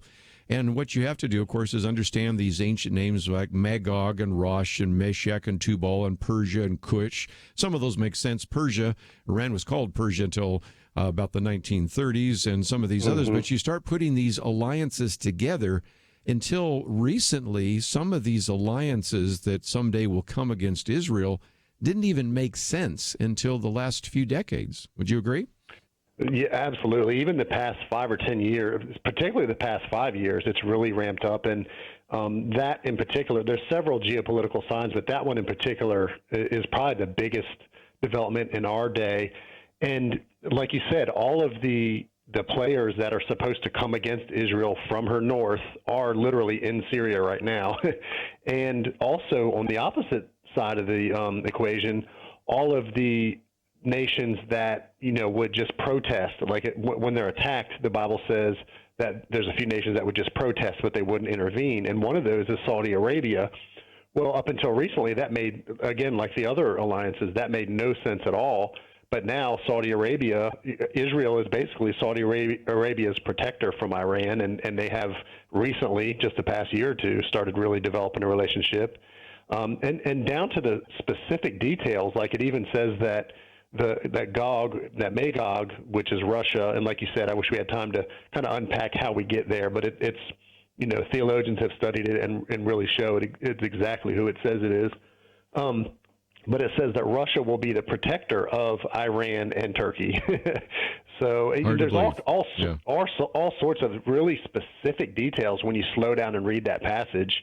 And very interesting is that passage comes right after Ezekiel 36 and 37, the valley of the dry bones, that is clearly saying Israel will become a nation again before all this happens. So if you read Ezekiel 36 through 39 carefully and look at the news and the events of our day, it's really mind-blowing. Let's see if we can also help people with something else, and that is you have signs of nature, culture, and some of these others. And they might say, yeah, okay, signs of nature. We've always had earthquakes. Yeah, but that's a little different. We've also had spiritual heresy. But there's a way to interpret that, and that is Jesus said these would come as birth pangs. Now, you and I have never had the privilege of giving birth to a child, but we both have wives that have, and I know you've got some kids, so you can relate to that. And when you talk about birth pangs, it increases in frequency and intensity. So yes, we've always had earthquakes, but increase in frequency and intensity. Yes, we've always had spiritual heretics all through the church age, but sometimes these have increased in intensity and frequency. And to me, that's another very important interpretive key, isn't it? Yes, it really is. And what really blew my mind was, like, I knew just from my gut feel of living life and seeing natural disasters or signs in culture or spiritual signs that they are ramping up, and not just regionally, but globally. I mean, if you look at, signs of culture, for example, or geopolitical signs, like Venezuela's falling apart, South Africa's falling apart. It's not just, one or two countries here or there. It's really taking place around the world. But one of the things that really got my attention was, and I have a chart of this in the book, when you chart out the earthquakes, the frequency and the intensity of earthquakes from the time Israel was in her land until today, it looks just like a birth pain chart. Yes, it's a fascinating chart that, again, I would hope people would get a copy of your book to find that. But in the time we have remaining, let's talk about how should we live in light of all of this, in light of the prophetic signs and so much that we've discussed and so much more that's in your book we didn't have a chance to discuss. What's the so what? What's the takeaway on all of this? Yeah, well, I think, number one, I don't assume that everyone who reads this book is going to be a believer. So I actually have a chapter called The Safest Place to Be, and it's talking about being in Christ. And I lay out the gospel and present it clearly. And my prayer is that this book gets into the hands of a lot of people who don't know the Lord yet, and that they get their attention, we get their attention from the prophecy and lead them to the Lord. And then aside from that, for those of us who already call Jesus our Savior and have already accepted him, there's two wild, pendulum swings. We can either, dig an underground bunker and store up on food and ammo and just wait till everything breaks loose, or, the other wild swing of the pendulum is go out on the street corner and tell everybody that the world's about to end today. But we need to find the balance to that. And the only specific directive that we're told from Jesus himself in the Olivet Discourse, he said in Luke 21:28, when you see all of these things begin to happen, look up, your redemption draws near. So I argue in the book that we really should leverage this to show people, yes, we can talk about the elephant in the room, the world's falling apart, but you can have hope in Christ. And we don't fear. We need to really show the world that we can live with hope, joy, and confidence in this crazy time. Well, again, I just think it's a great book and a great way to study the whole idea of end times. Again, as I hold it up here, just reminding individuals that because you're an illustrator, an animator, just some great diagrams and ways in which people could use that to teach it. As people go to their website, I've already mentioned that there's some resources there, but just before we go, what is available to our listeners when they land on your website? There's some recent blog posts. As you mentioned, there's a area they could sign up for my newsletter, and I try to send out at least one a month, not like every day or every week because that can get overwhelming. But there's a free white paper there if you sign up, and there's also links to the book, links to other resources, and more information about my ministry and stuff like that. So I'd love for people to come check it out. Well, Todd Hampson, I appreciate you being with us today here on Point of View. We enjoyed having you in studio, but again, I wanted to give you an entire hour to unpack the book, and even then, we didn't cover it all. We understand that. That's why people need to get a copy of the Non-Prophet's Guide to the End Times, published by our good friends at Harvest House, and Todd Hampson is the writer and illustrator of the book. And so thank you for joining us today here on Point of View. Absolutely. Thanks for having me. It's an honor and a privilege. Let's take a break, and when we come back, as you've already heard me mention, Will Graham will be with us. This would be William Franklin Graham IV. Billy Graham was William Franklin Graham II. His son, or Will Graham's father, Franklin Graham, is William Franklin Graham III, and this would be William Franklin Graham IV. He is, of course, an evangelist as well, and many of you might also have seen him more recently in the movie Unbroken, The Path to Redemption, in which he had an opportunity to play his father in the incredible story of Louis Zamperini. So we'll get into some of that and the experience behind that. His new book is out called Redeemed, Devotions for the Longing Soul. In addition to the devotions, just some great pictures of him and his family and the whole legacy of the Graham family. So I think you'll enjoy that. We'll have our conversation with Will Graham right after this.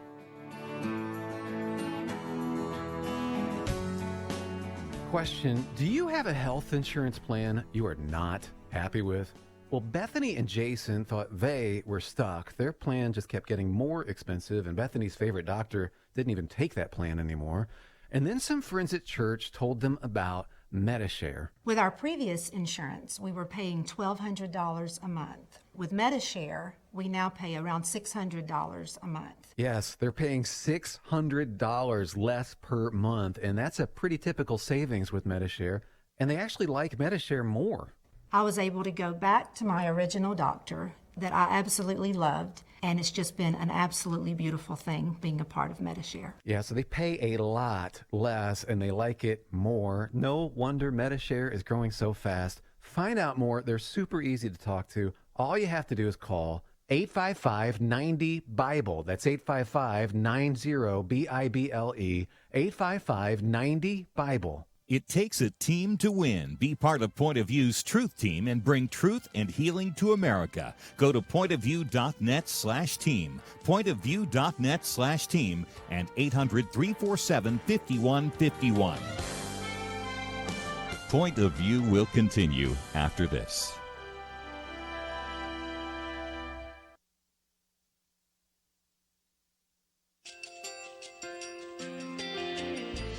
I just want to thank you so much for all the wonderful programming you have.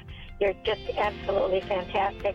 I recently started listening to Point of View, and I really found it interesting because of the different subjects you cover. Thank you for that. I really appreciate everything that you do in keeping us informed. Thank you, Kerby, for everything that you have been doing. I appreciate all the work that you're doing, advocating for the Word of God. Thank you so much. Point of View, I think, is absolutely necessary because it's a Christian perspective, a biblical worldview perspective, and receive very current, up-to-date information about what is really going on, week to week in our culture, which is changing so rapidly, and yet it's morally sliding backwards. Yeah, I'm just, first of all, I thank you guys. Y'all's program is wonderful, and enjoy it every day. I learn so much every time I listen to it. Point of View Radio Talk Show.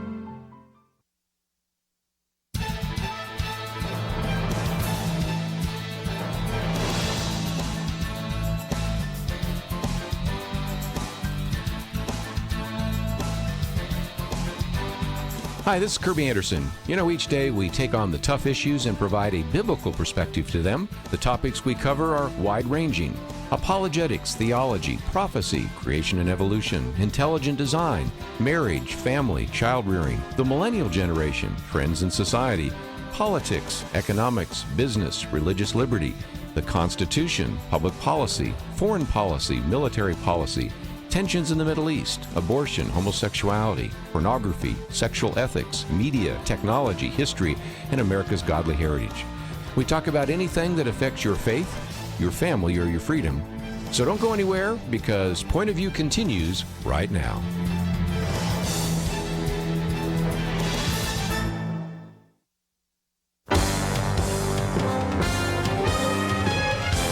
Across America, live. This is Point of View.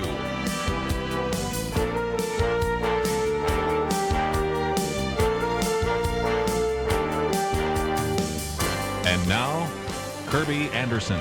As we've been mentioning, we have an opportunity now to talk with William Franklin Graham IV, or Will Graham, as you know him, who is, again, the third generation of Grahams to proclaim the gospel of Jesus Christ under the banner of the Billy Graham Evangelistic Association. We have a link to that on the website. And I might also mention that we have information about this new book called Redeemed: Devotions for the Loving Soul. If you're not familiar with Will Graham, he serves as a full-time evangelist, also the executive director of the Billy Graham Training Center at the Cove, which is right there in Asheville, North Carolina. But, of course, we've spent some time talking about him, especially in the fall when the film came out, Unbroken: Path to Redemption. That is sort of the follow-up story about Louis Zamperini.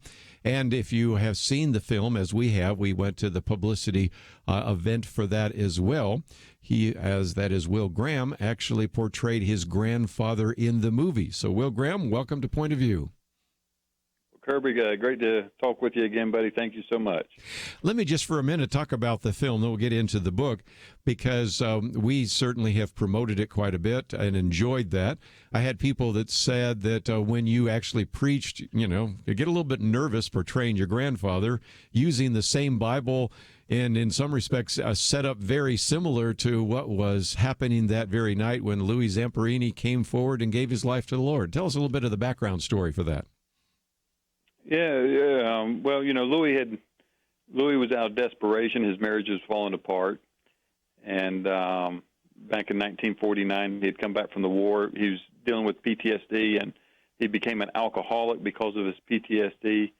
And everything that he loved and wanted in life, he was actually losing. And he could fix everything in life. In real life, he could fix anything. But for the first time in his life, he couldn't fix himself. He couldn't fix his marriage. He couldn't fix his life, and he was out of desperation. And his wife finally talked him in trying to go listen to Billy Graham. She'd given her life to Christ one night listening to my grandfather, but Louis wouldn't go. And finally, out of desperation, she pleaded with her husband. He finally went, hated everything he heard from my grandfather. He hated it all. And because he felt like that Billy Graham was using him as a sermon illustration. And my granddaddy had never met him. But then he went back a second time, and he got up to walk out, and then it hit him like a ton of bricks, and he realized that God was real, and God was just opening his heart up for the first time, and he walked forward and gave his life to Christ, and it was a complete, total change instantly. And Louis would spend the next, 60 years of his life serving the Lord Jesus Christ, and so. It's an incredible story. I love true stories. I love war stories, and this is both. And what I love even better is how God is the hero of the story. Oh, it's just an incredible story. So again, if you haven't seen that, I would encourage you to do so. And of course, you'll see Will Graham portraying his grandfather in the movie as well. So those are just a couple of things to mention along the way. This devotional we're talking about was published on what essentially would have been your grandfather, Billy Graham's 100th birthday. It's entitled Redeemed: Devotions for the Longing Soul, published by our good friends at Thomas Nelson. And one of the things that I noticed even before I had a chance to read the book, because I got some of the advanced publicity, is that Psalm 107, verse 9 in particular, was very significant. And as I opened up the book, you said, have you ever studied the Bible and had a verse jump out at you? And I think if you've been a Christian for a while, all of us have had that experience. But this verse was key to even the title of the book, wasn't it? It was. And, they kept asking me what I was going to, call the book. And I was like, I write books. I don't come up with titles. I'm not very good at titles. And it was interesting, really, when I first started the process of the book. We had started a while back and collecting all these things and writing them down, but when I actually started going through the editing process and really kind of start finalizing everything, it took me a couple weeks. And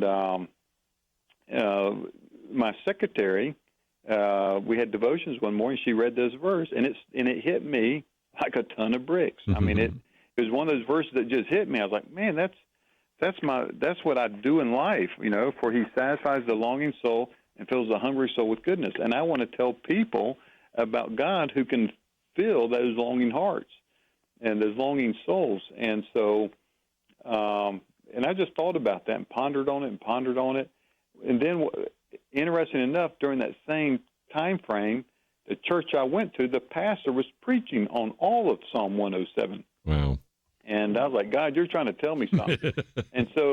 And that was right at the end of my book process. Right. So it was kind of like the bookends, per se, no pun intended, but it was like the bookends. This verse kept popping out. And so I said, okay, I think, God, you're trying to get my attention with this.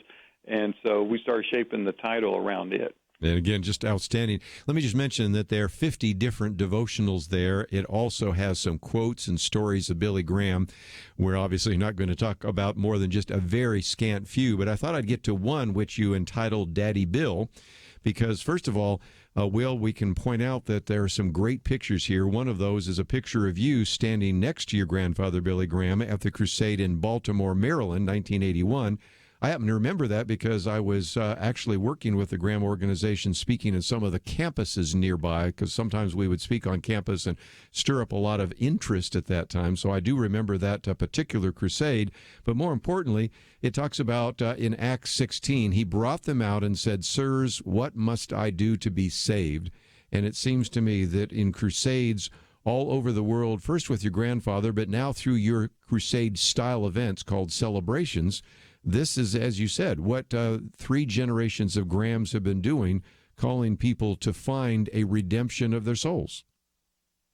You're exactly right. And this is, I want to tell people what changed my life, and that's Jesus Christ. And Jesus Christ can change their life. It's not a religious act. It's not a church membership. It's not a cross around your neck. It's not a check mark on some form that you fill out and just say, hey, oh yeah, I guess I'm a Christian. This is a personal relationship with Jesus Christ that can change everything and fill that longing soul of yours with good things. And we want to proclaim people, because there's so many people out there that are looking for hope. They're looking for change in their life, real change in their life. Like Louis Zamperini, he was looking for a changed life. He didn't know how to do it. And so our job is to tell these hungry souls where to find it. Well, let's, if we can, take a break, and when we come back, we'll spend just a few more minutes, and then I know that Will Graham has to go on to some other interviews, but again, 10 sections, and really total of 50 in terms of all these different issues that are being addressed, so 50 different devotional pieces, which not only provide quotes and stories, but each section usually has a picture, usually has a suggested prayer.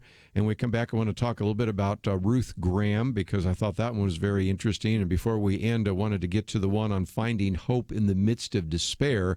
We've seen so many deaths of despair that are happening in our culture, and how so often we need to think about how to use the opportunities God has given each one of us to share the gospel with people right next to you who perhaps are in despair and need to know the good news of Jesus Christ. So we're going to take a break and spend just a little bit of time before we let him head on to his next interview, Will Graham, as we talk about this new book, Redeemed, Devotions for the Longing Soul. We'll come back and continue our conversation right after this.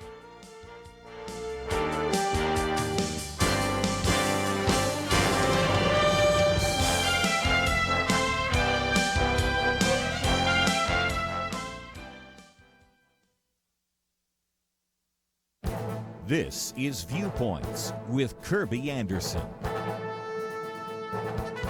Should U.S. senators be allowed to apply a religious test to anyone nominated to serve in the government? Earlier this year, two Democrats in the Senate, Mazie Hirono and Kamala Harris, objected to a nominee to a U.S. District Court because of his membership in the Knights of Columbus, a Catholic fraternal organization. One senator wanted to know if he was aware of their stand on abortion. Of course he was. The senator also wanted to know if he would recuse himself on various court decisions. Senator Ben Sasse introduced a sense of the Senate resolution saying that consideration of the membership of the Knights of Columbus was a violation of the prohibition against religious tests. It passed unanimously, suggesting that Senator Hirono essentially voted against her own conduct in the hearings. Other senators have been asking religious questions in their hearings. Last year, Senator Dianne Feinstein wanted to know if a nominee to the circuit court worked with his parish to establish a crisis pregnancy center. The senator also got lots of media attention for her statement to the circuit court judge Amy Coney Barrett that the dogma lives loudly within you. That comment in particular was seen by many as a violation of Article 6 of the Constitution that prohibits a religious test for office. By the way, Catholics aren't the only religious groups being singled out. Senator Bernie Sanders clashed with a nominee to the Office of Management and Budget because of something he wrote about Islam in a blog post tied to Wheaton College. Senator Sheldon Whitehouse challenged the nominee because his Anglican pastor opposed same-sex marriage. All of these examples illustrate how many Democratic senators are feeling more and more comfortable in applying religious tests to nominees, even if that is prohibited by the Constitution. I'm Kerby Anderson, and that's my point of view.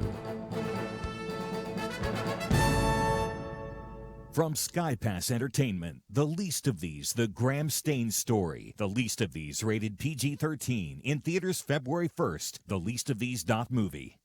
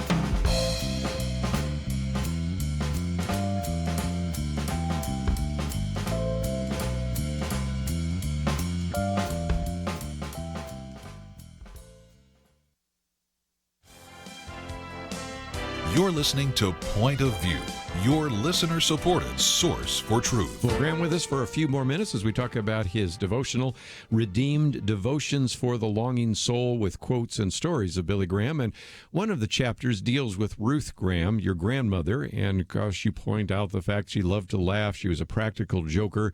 But also you point out that there was a room in your grandparents' house which was kind of her sanctuary, where she would write, where she would pray, where she would study.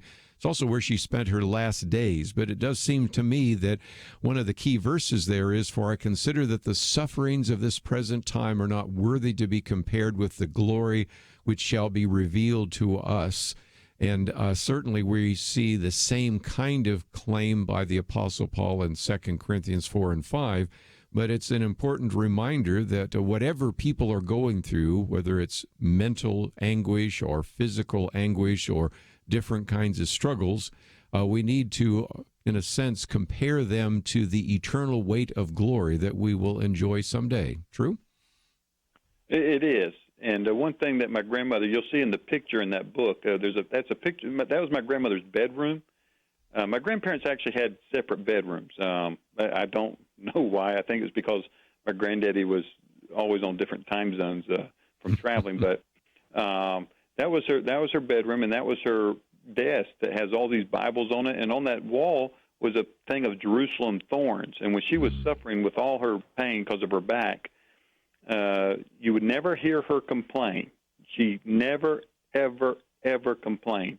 And she was in a lot of pain where she had to take morphine and stuff like that for her pain. And she would look up, and when she was in pain, I said, "Teddy, do you feel bad?" She goes, "Honey, I feel bad, but I tell you, when I look at those thorns over there, I'm reminded that my God did a lot more suffering than I ever will." And that kind of puts things in perspective. You know, when all the pain she was going in. She realized that Christ did a lot more on that cross. He suffered, he bled, he was beaten, suffered a lot more than we would ever suffer in this world.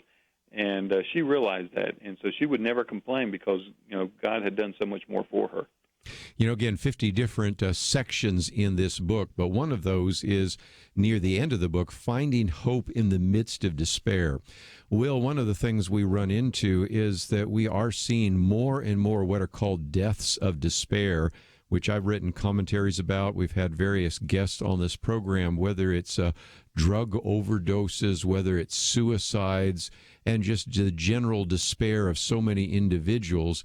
And so, again, this is one of those very key points that is in the book, in which you have not only some pictures, but also some verses, as well as some very important prayers, because we really have, even though we have tremendous affluence and material benefits in this world, we still see so many people living lives of despair, and I think it just calls out for all of us to preach the gospel of Jesus Christ.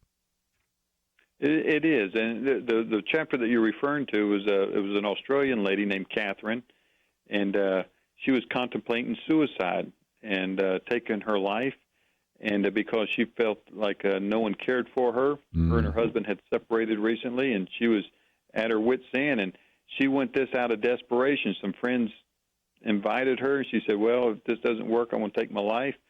And when she got there and heard the message, she responded because she realized that God still had a plan and a purpose for her life, her and her daughter's life. And I'm happy to tell you that this lady, after about another year, got back with her husband. Their marriage was restored completely, and now they're in church teaching young couples about the pitfalls of marriage, and how to avoid them. And so that's what God can do. God can change lives, just like he changed Catherine's life there in Australia. And God can take the worst circumstances in a person's life and bring hope to them and give them life. And so that's what I love about that story right there about Catherine. Last chapter is Leave a Legacy of Faith, and I thought we might end with that one because, again, it really helps us understand that in some respects it's sort of the end of construction, you call it. As a matter of fact, you even have a picture of Billy Graham's.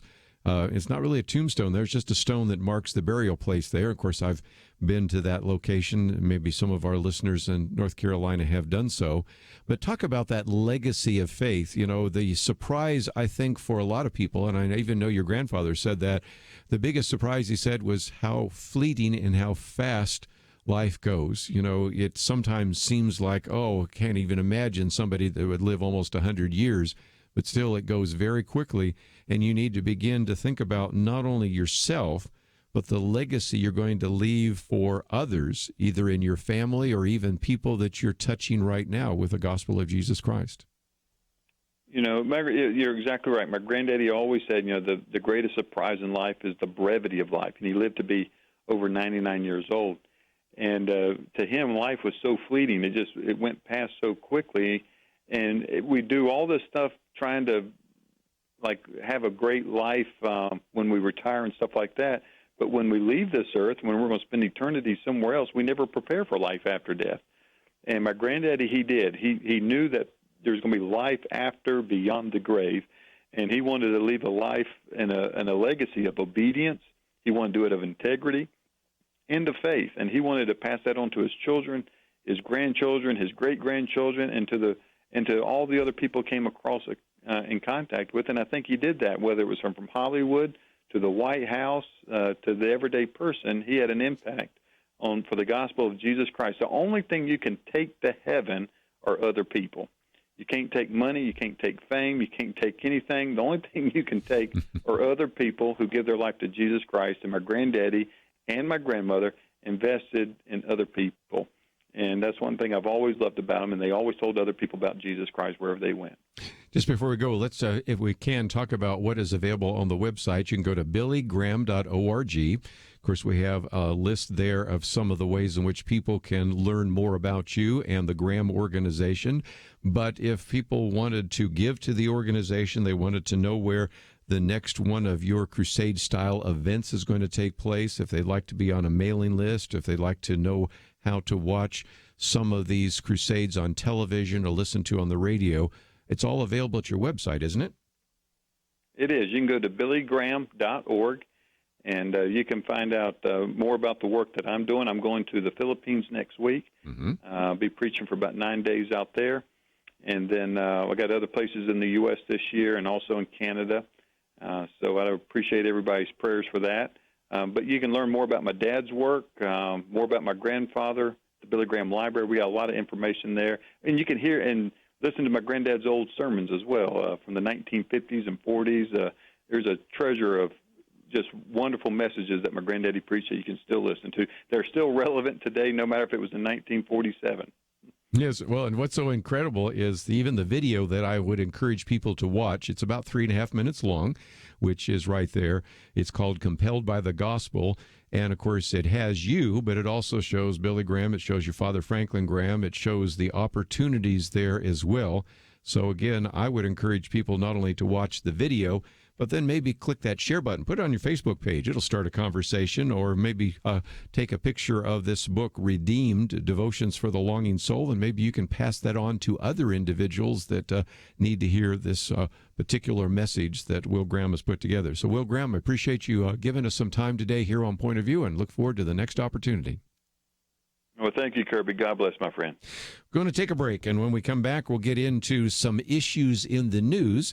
We have an individual that was originally set to actually replace Brett Kavanaugh in the D.C. court, and it's been interesting to see that just as some of the critics started digging into Brett Kavanaugh's high school yearbook, they also started digging into some things that Naomi Rao actually wrote years ago as a college student and may try to derail her nomination.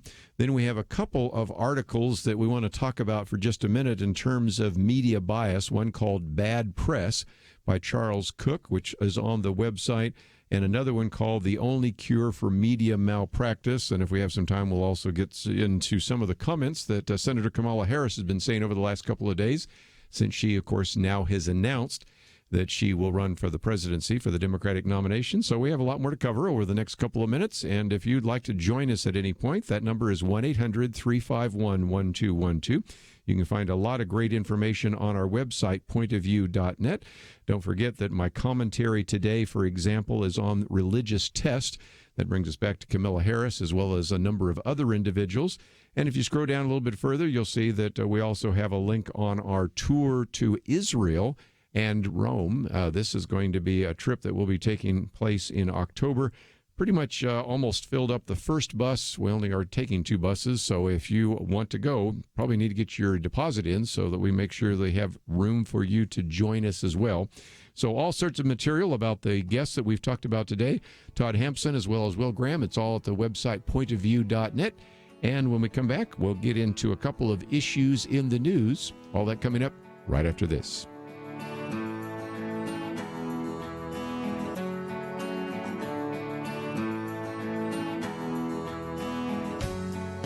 From SkyPass Entertainment comes The Least of These, the Graham Stain story. When speculation mounts that a local missionary is converting locals to Christianity in India, a journalist must choose between his own ambition and the truth. We can't make any mistakes. They have this law for a reason. I know. We must pray. Based on the true story. The Least of These, the Graham Stain story. Rated PG-13. May be inappropriate for children under 13. In theaters February 1st. More information is available at theleastofthese.movie. Jesus said you could find a person's heart by where they invest their money. We at Point of View could not be more thankful that so many demonstrate a love for truth and for this nation by investing in our common mission. Of course, the reality is our team, our truth team, is a small percentage of those who listen. And right now, as they say in sports, we could use a deeper bench. For those who have given, thank you. And if you haven't made that step yet, take one now. Go to pointofview.net/team or call 800-347-5151. Show your heart for our future. Pointofview.net/team and 800-347-5151. Point of View will continue after this.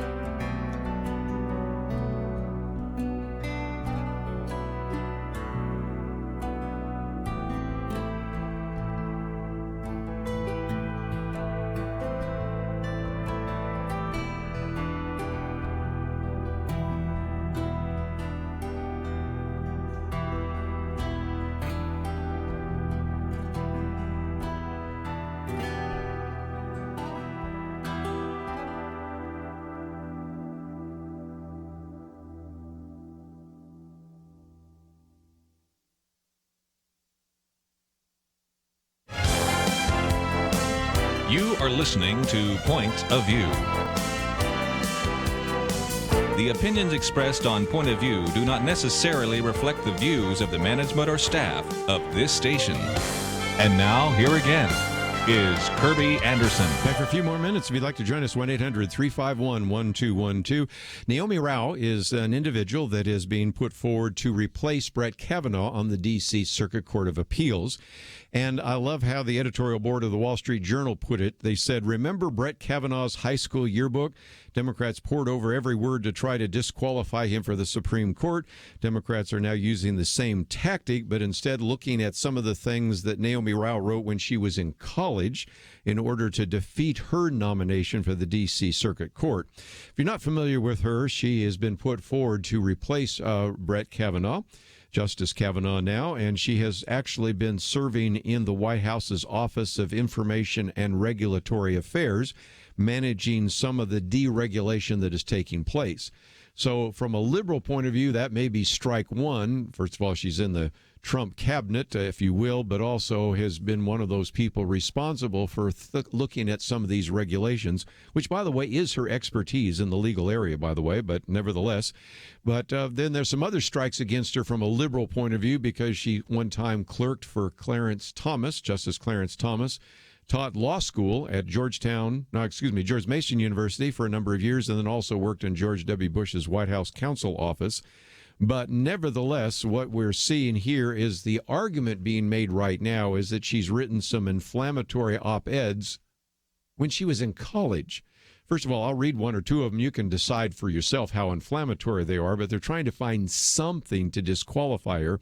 But the bottom line is that, and it is kind of interesting because you might call her a woman of color. She's actually from India, but nevertheless, I think it just is illustrating how it doesn't matter skin color, whether she's a woman or not. I mean, they'll come after anybody if they disagree with her view or something like that and try to vilify her.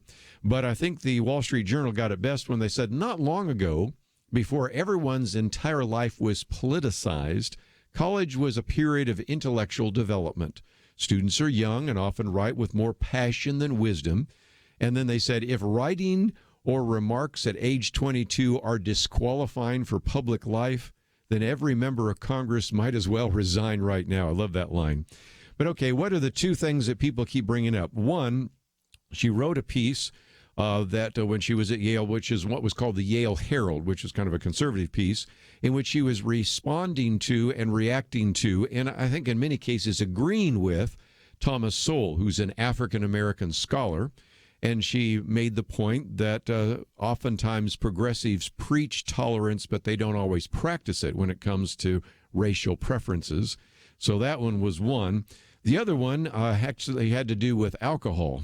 And I thought that was kind of interesting in light of all the criticism of Brett Kavanaugh, because apparently he was a drinker at one point. But, you know, she said that alcohol is maybe not the best way to get into a relationship or to deal with that. She said, it has always seemed self-evident to me that even if I drank a lot, I would still be responsible for my actions. And then she said that a man who rapes a drunk girl should be prosecuted. No problem there. But she said at the same time, a good way to avoid potential date rape is to stay reasonably sober. Oh, boy, that brought it all down on top of her. But again, I think what most of us would read as common sense is being used to try to vilify her. Now, the reality is you have 53 Republican senators. So unless a few of them change their mind, she probably will still be on the D.C. Circuit Court. And so a little bit later in the article, it says the left strategy is to intimidate a handful of the Republicans' 53 senators. The main target is South Carolina's Tim Scott, who has twice scuttled Trump administration nominees over what the editors there call unfair attacks. You might remember the first time we talked about this, we had an individual who at Stanford was saying some provocative things as a college student, and that was enough for Tim Scott and then later Marco Rubio and some others to turn tail and try to head for the high grass and prevent that individual from something, I think in this case, he said when he was 19, to keep him from being on the Ninth Circuit Court. The hope is that maybe they can scare Tim Scott and some other senators again to keep Naomi Rao off of the D.C. Circuit Court. So we'll see where that goes. And for those of you in South Carolina, I'll let you deal with your senator and how he's, in some cases, prevented some really qualified individuals, I would have to say, from serving on some of these courts. One of the things that I also posted today helps us understand how to evaluate the media. Charles Cook has a very good piece called Bad Press. He says our national press is a national joke. It's vain, languid, excitable, morbid, duplicitous, cheap, insular, mawkish, possessed of a chronic self-obsession, goes on and on with some great lines from Dorian Gray, Florence Foster Jenkins, even Faulty Towers. Just pretty funny stuff. But again, the point he's making is that at a time when candidate Donald Trump, now President Donald Trump, does say some pretty remarkable, sometimes even outrageous things on Twitter, you would think that you would maybe hope that the press would have some kind of balance and say, wait a minute, maybe that's not so true. Let's kind of come back and look at this and let's evaluate it. But instead of actually kind of tamping down some of the rhetoric, they've actually heated it up. And he has this line where he's, again, actually being a little bit facetious, but I think it's kind of fun. He used a little bit of hyperbole. He said the pattern is now drearily similar. A poorly attributed story will break, saying, source, Donald Trump kills Leon Trotsky back in 1940. Then thousands of journalists with hundreds of millions of followers between them will send it around on Twitter before they've even read beyond the headline. In response to this, the cable networks will start chattering with the excuse that, true or not, this is going to be a big story today, while the major newspapers will run all sorts of stories about the existence of the original claim, but not its veracity. Then he goes through all sorts of funny lines, what the New York Times, the Washington Post, New Yorker would begin to say, and all the rest. He says by early afternoon, the claim will be all the media are talking about, and the talking points on both sides of the political divide will become preposterously, mind-numbingly stupid. And he sort of then criticizes both those that are criticizing Trump and those that are trying to actually defend him. And then by the time you get to the third paragraph, he says, and then just when the fracas is reaching boiling point, a sober-minded observer will point out that Donald Trump wasn't actually born until 1946, and so couldn't have killed Trotsky in 1940, and everybody will wash his hands, go to bed, and move on to the next project. And the point he's making is you just got this frenzy that continues on and on and on, and so they also then, he takes on the idea that sometimes when Donald Trump or other individuals criticize the press, they say, well, they're criticizing the First Amendment.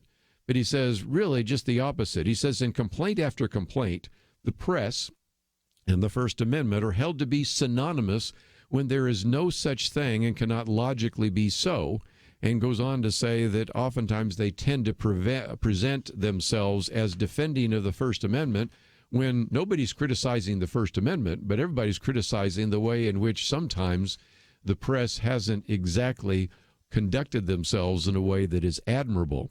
Which brings me to my second article here, in which it's pointing out that you're starting to see all sorts of layoffs of writers and editors and other staff at BuzzFeed, the Huffington Post, Yahoo, AOL, Gannett, and others. And a lot of this simply has to do with the fact that these are individuals that are producing a news product that nobody wants.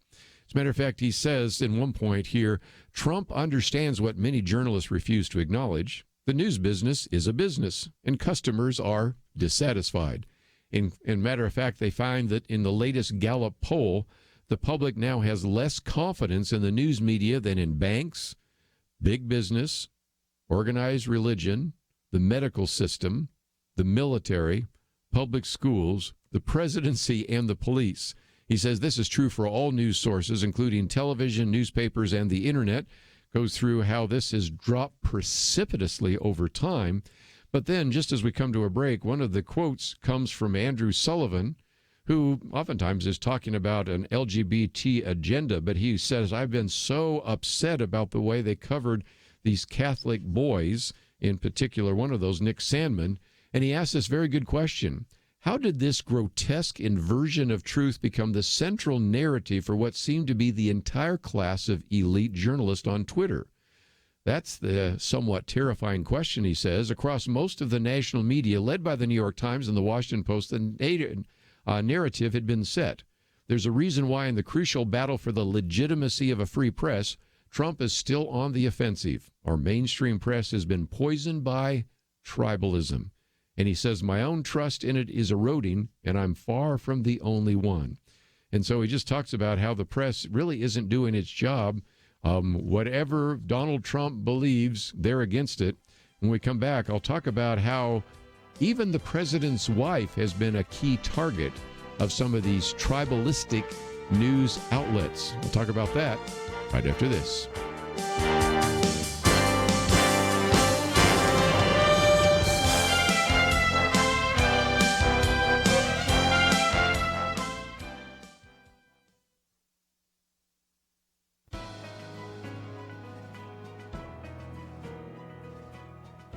Welcome to the First Liberty Briefing. I'm Jeremy Dice. Oscar Rodriguez is a decorated Air Force veteran who retired in 2013 after 33 years of service. Oscar was invited by Air Force Master Sergeant Chuck Roberson to give a flag-folding speech at Roberson's military retirement ceremony, something he's done over 100 times.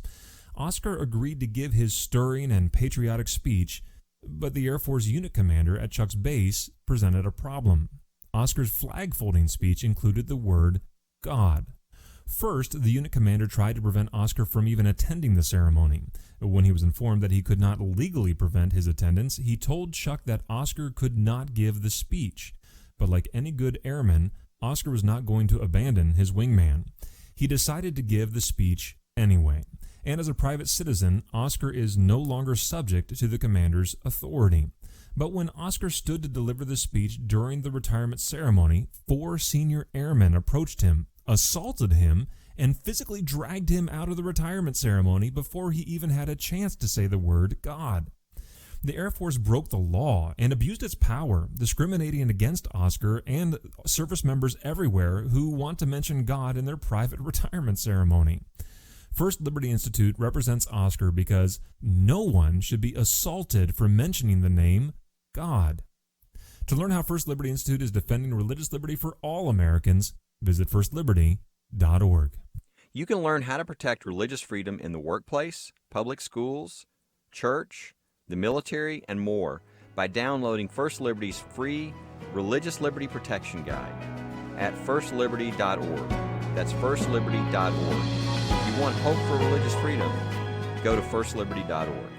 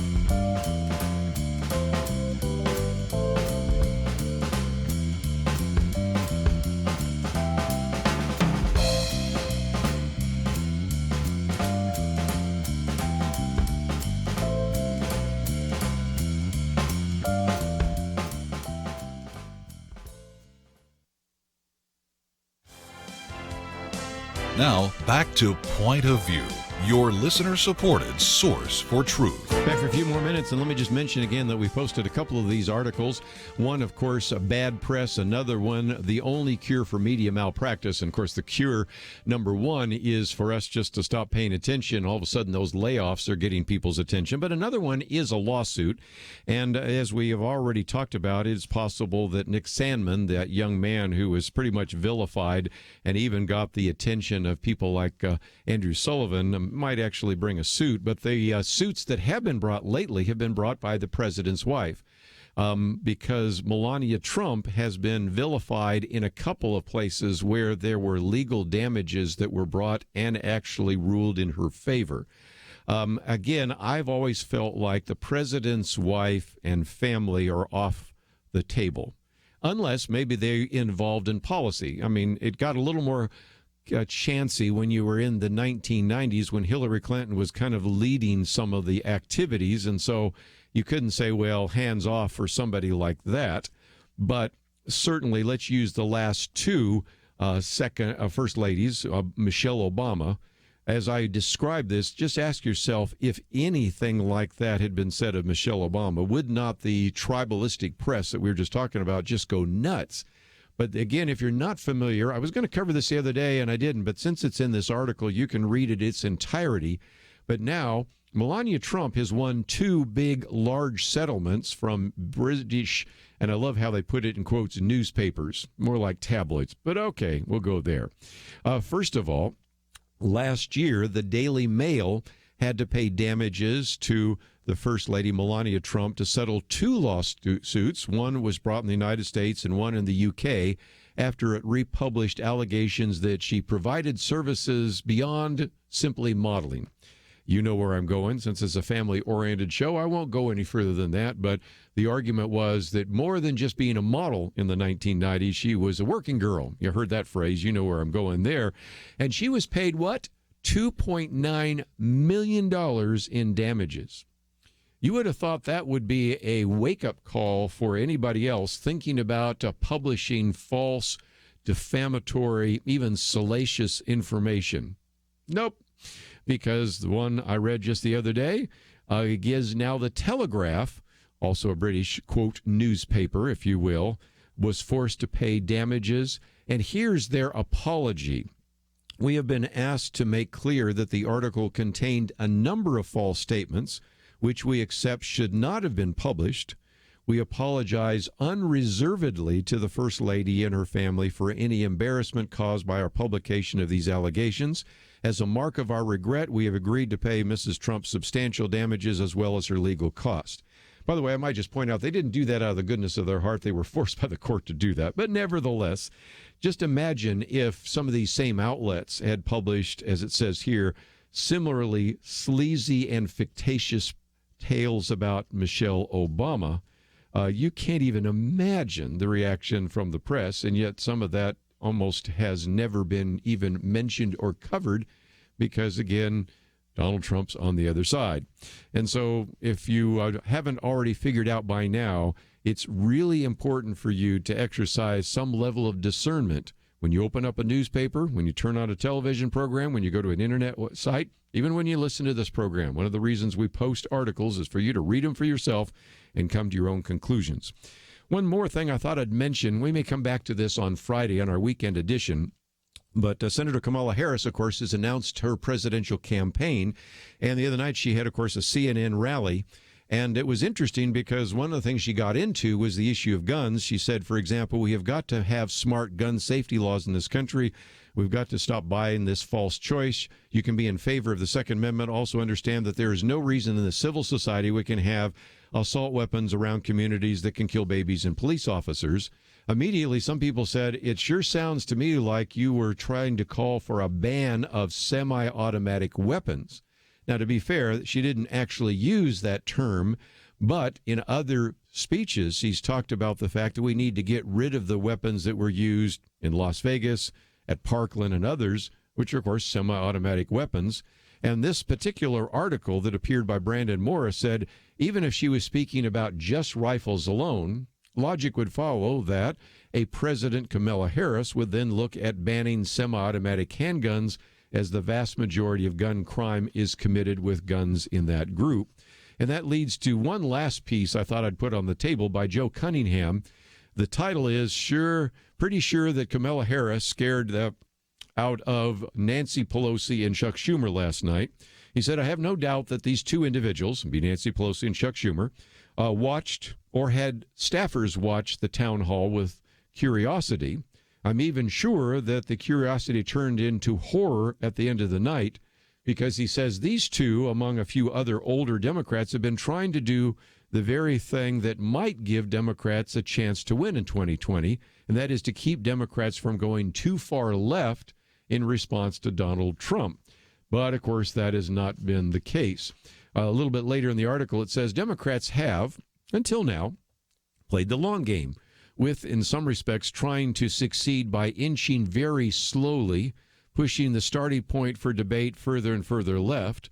Conservatives in Congress have, over time, felt safer in starting their negotiations nearer to the middle, and conservative voters have pulled out their hair. But then Donald Trump came into office, and all of a sudden, not only did that kind of change all of the issues, but now you're starting to see all sorts of much more far-left positions, and a couple of examples would be things like Medicare for all, which basically would be a single-payer medical system. Of course, he talks about eliminating private insurance. One that's not in the article that I'm starting to write commentaries about, the so-called Green New Deal.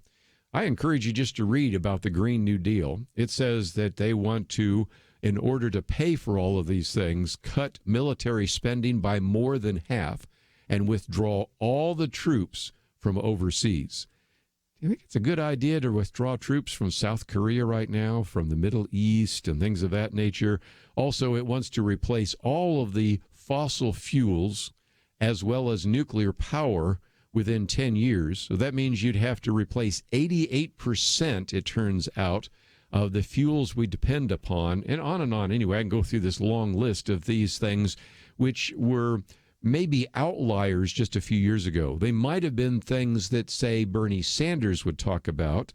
And oftentimes when Bernie Sanders would talk about this idea of a single-payer system or Medicare for all, he would be standing there by himself.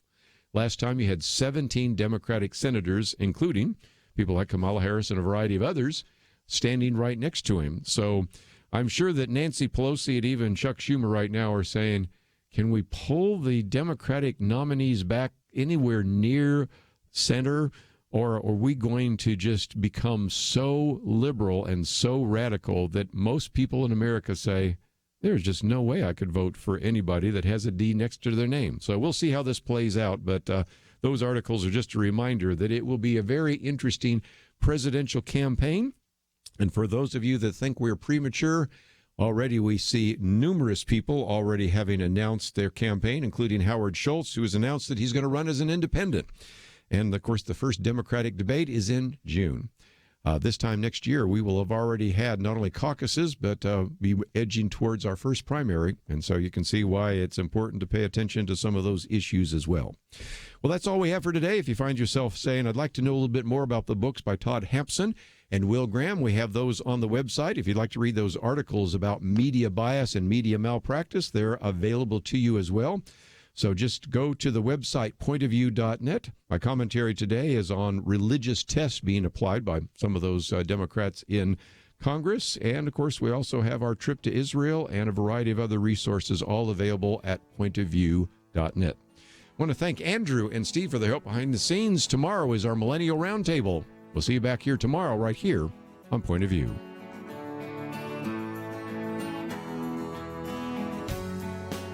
Question, do you have a health insurance plan you are not happy with? Well, Bethany and Jason thought they were stuck. Their plan just kept getting more expensive, and Bethany's favorite doctor didn't even take that plan anymore. And then some friends at church told them about Medi-Share. With our previous insurance, we were paying $1,200 a month. With Medi-Share, we now pay around $600 a month. Yes, they're paying $600 less per month, and that's a pretty typical savings with Medi-Share, and they actually like Medi-Share more. I was able to go back to my original doctor that I absolutely loved, and it's just been an absolutely beautiful thing being a part of Medi-Share. Yeah, so they pay a lot less, and they like it more. No wonder Medi-Share is growing so fast. Find out more. They're super easy to talk to. All you have to do is call 855-90-BIBLE. That's 855-90-BIBLE. 855-90-BIBLE. It takes a team to win. Be part of Point of View's Truth Team and bring truth and healing to America. Go to pointofview.net/team, pointofview.net/team, and 800-347-5151. Point of View is produced by Point of View Ministries.